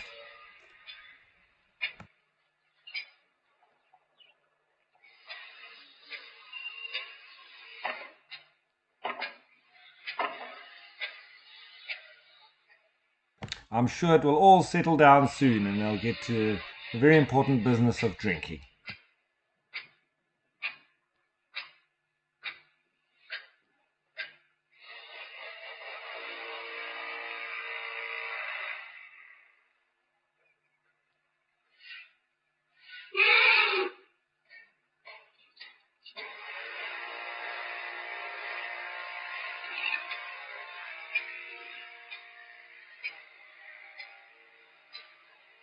Sure, and some of them really leaving at pace, trying to avoid, looks like that bull just off to the left. And some catching up. I think they've been left behind a bit.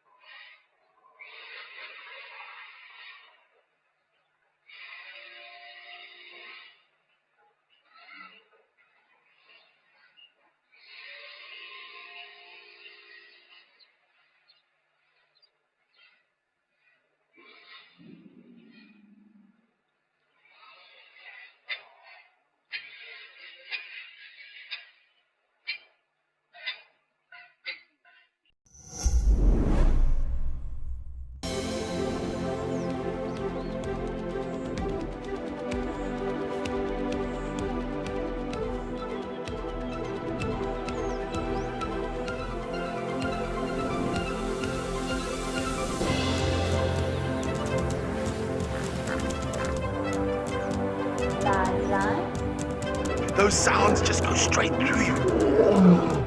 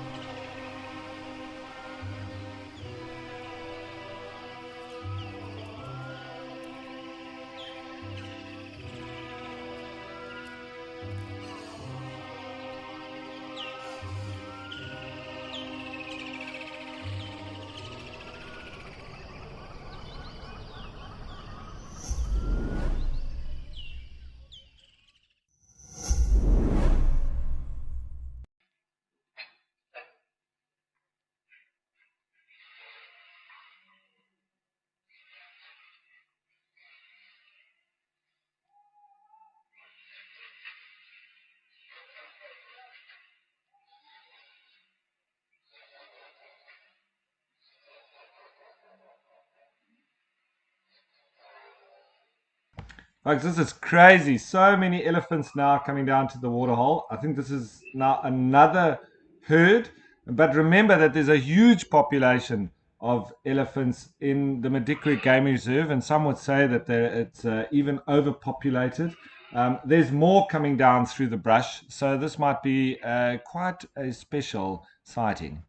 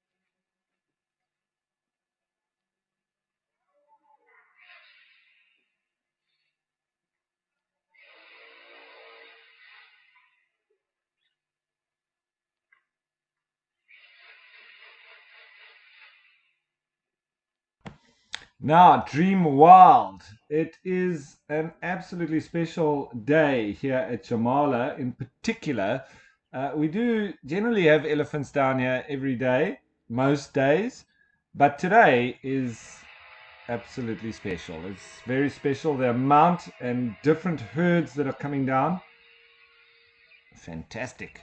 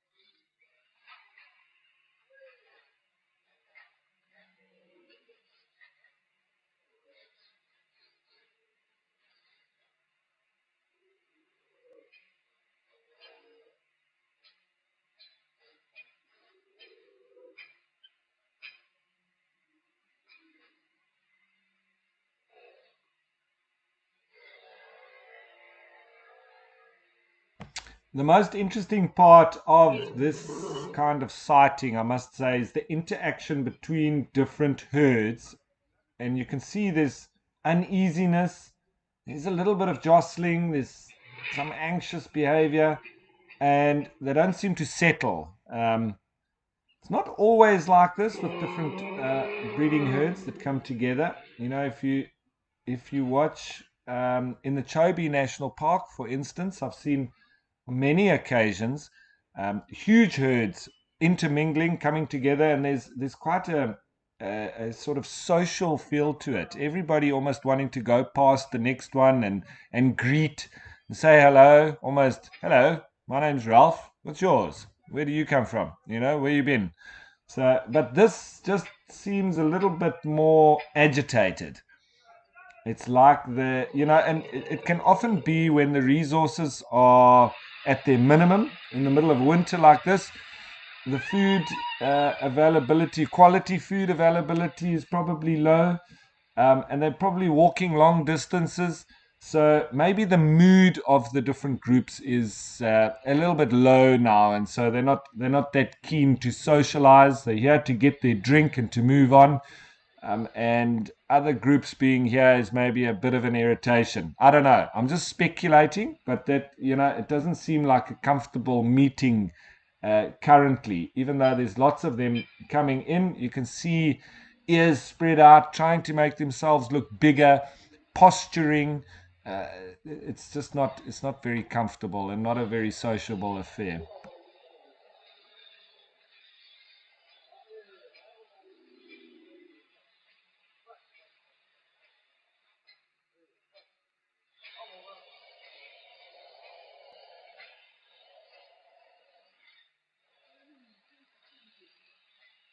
You see them kind of sticking together and backing up when others are coming towards them.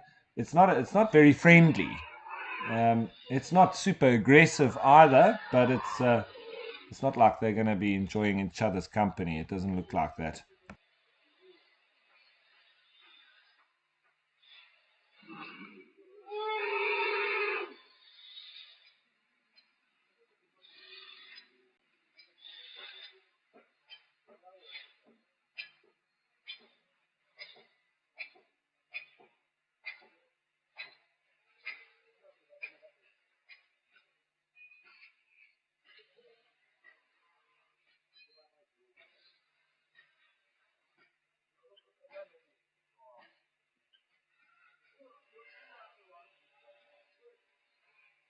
So, for any new viewers that have just joined us and marveling at this waterhole with the amounts of elephants that we're having here at the Jamala Waterhole in the Medikwe Game Reserve in the Northwest Province of South Africa, welcome to Live at the Waterhole Show. My name is Ralph Kirsten, and we've been jumping around between all the different Africam waterholes, as well as in Okukuyu in the Etosha National Park of Namibia.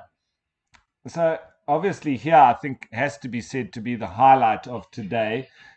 We were at Old Donyo, also the African waterhole in Kenya earlier. There were lots of zebra there, but I think today it's Jamala that's stolen the show. We were over at Africam Tau, which is also in the Medikwe Game Reserve, and saw quite a lot of animals there. There were the crocodiles are out. Lots of kudu coming down to drink. And we were also at the Africam Kamfersdam, which is just outside of Kimberley, and watching the flamingos there, lesser and greater, as well as pied avocets and other water birds as well. Now, if you didn't know, this is a live and interactive experience. So we'd love for you to jump on board with us, and you can send us through your questions and your comments. You do that by going on the WildEarth website and registering. As it seems now, the elephants may have calmed down a bit. Maybe it was just that initial approach, but here's one individual that is going for a proper pool party. It's about time, chaps. Somebody's got to break the ice. Well, there's always one.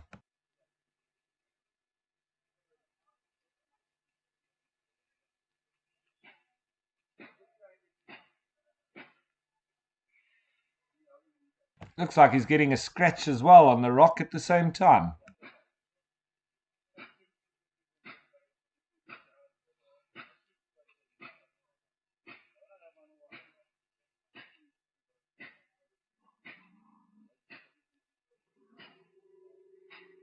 Now, if all the elephants could take this one's example, I think there'll be lots of fun to be had. get stuck in there, chap.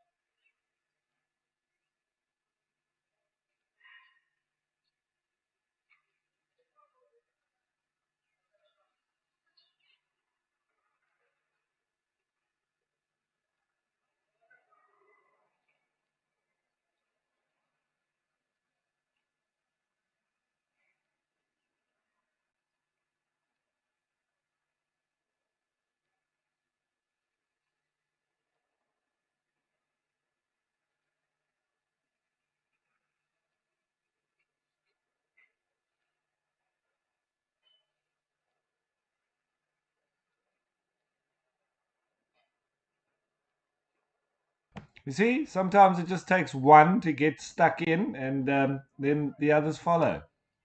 Hopefully, there'll be more going for a little dip.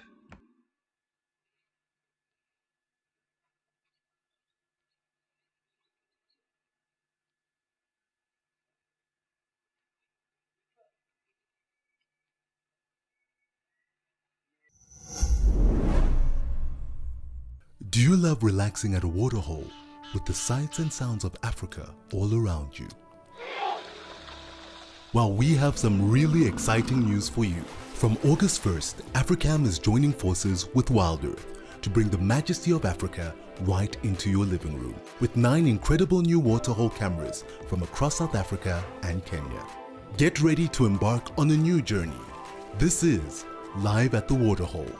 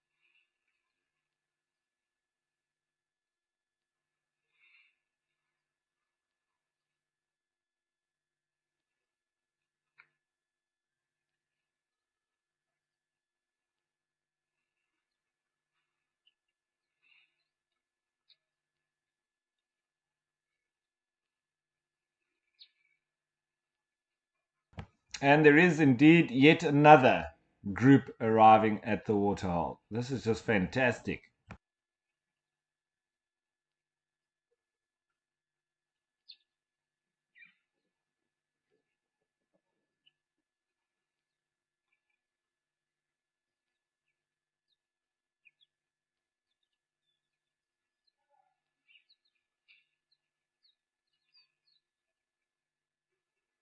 I reckon there could have been over 100 here in the last few minutes. What do you think?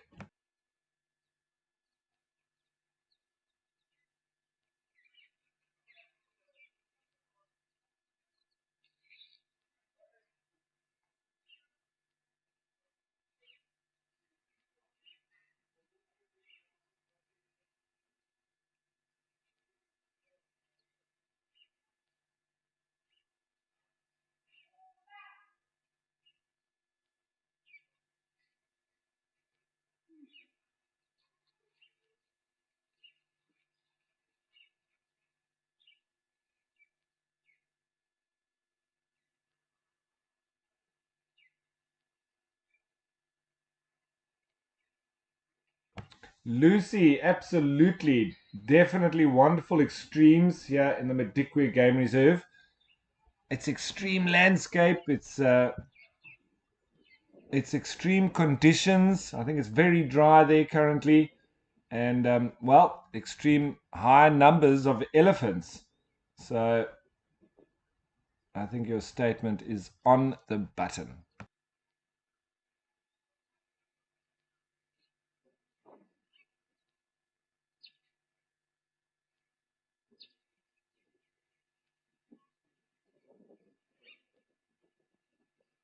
All right, so after this absolutely fascinating sighting with large groups of elephants, I think it's time to switch of place. And this time, let's go to Africam Old Donyo.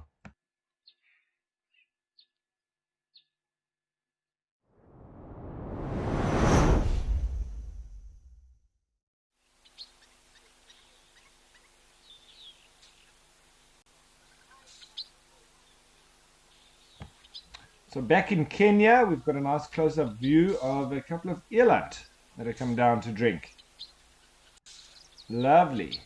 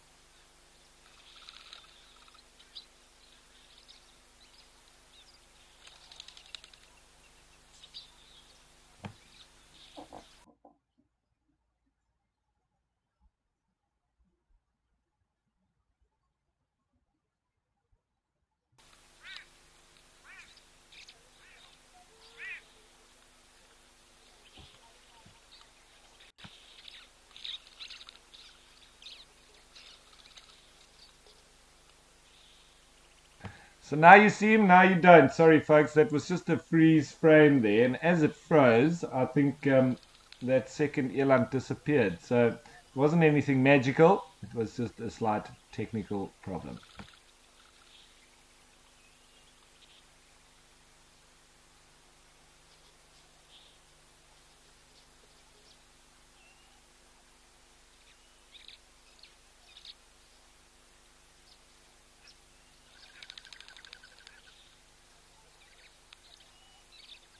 Now, I found this waterhole and the camera here extremely interesting, and it's a lovely perspective, and we get so close to the animals, very much like cat eye in the Olifants West, but this one in particular.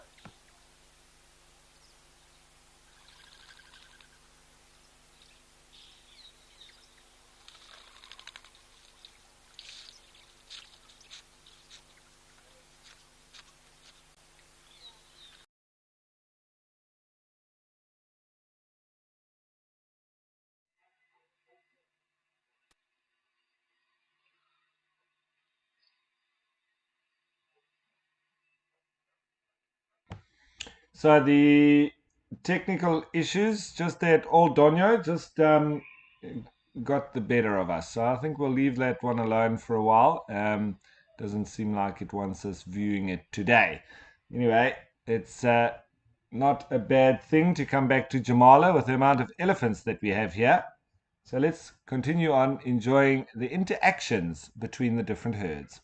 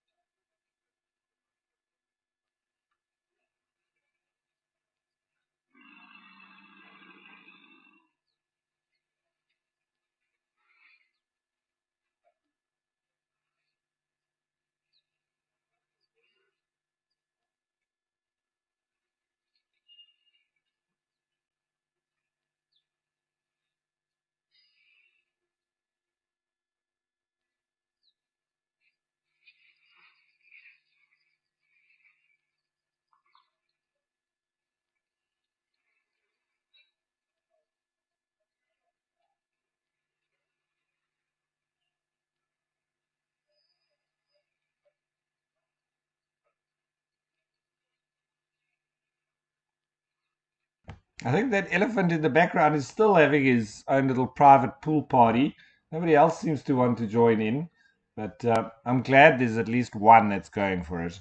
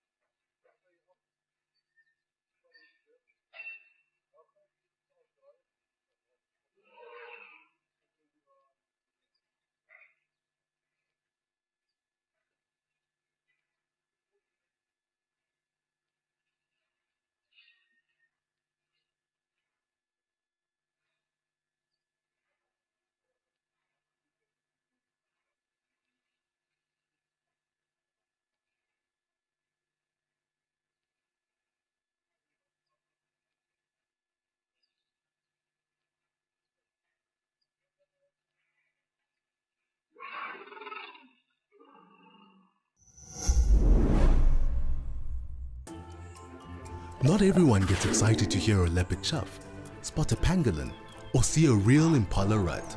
But if you are wild about the wild, you can become part of a community of like-minded nature lovers and share authentic wildlife experiences with the world. Join the Explorers Club and you will also enjoy the many benefits that come with it too. WildEarth Explorers, it's in your nature.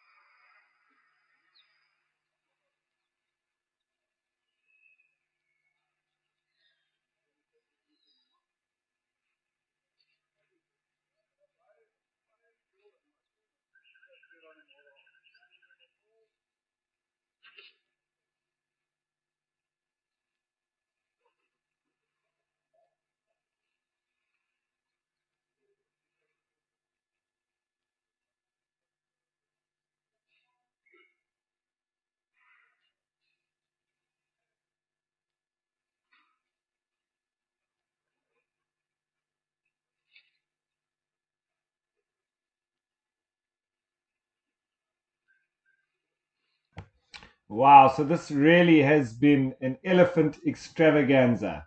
There's a lot more now getting stuck into the water, spraying themselves, having a mud bath, and there's one wallowing about. So we're getting the full hog now.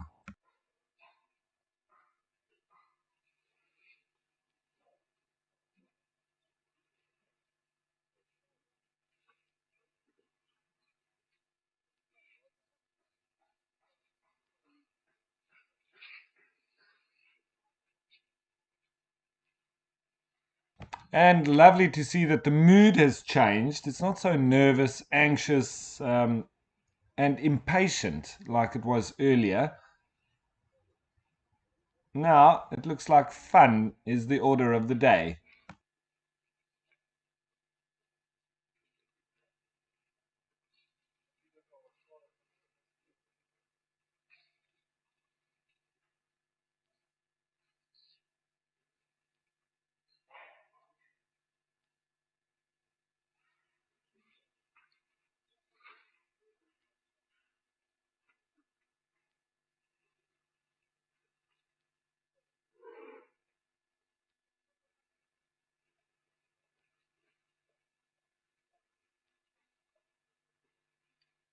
And those youngsters kicking the mud around and rolling around in it is just very special.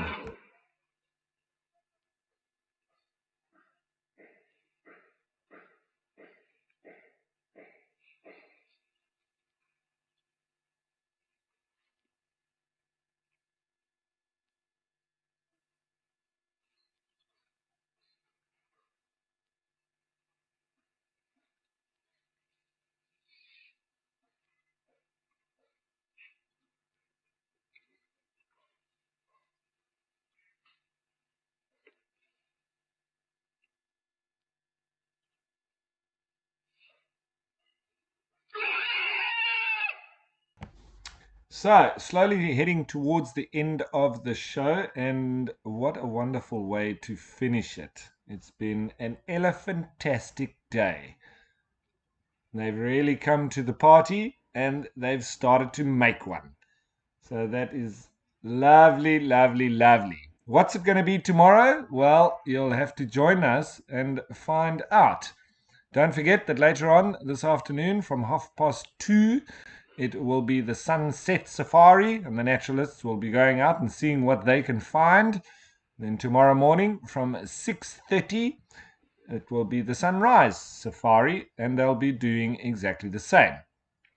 Then I'll be back here at 9:30, where we will be once again live at the Waterhole. So if you enjoyed today, well, we'd love to have you on board once again tomorrow.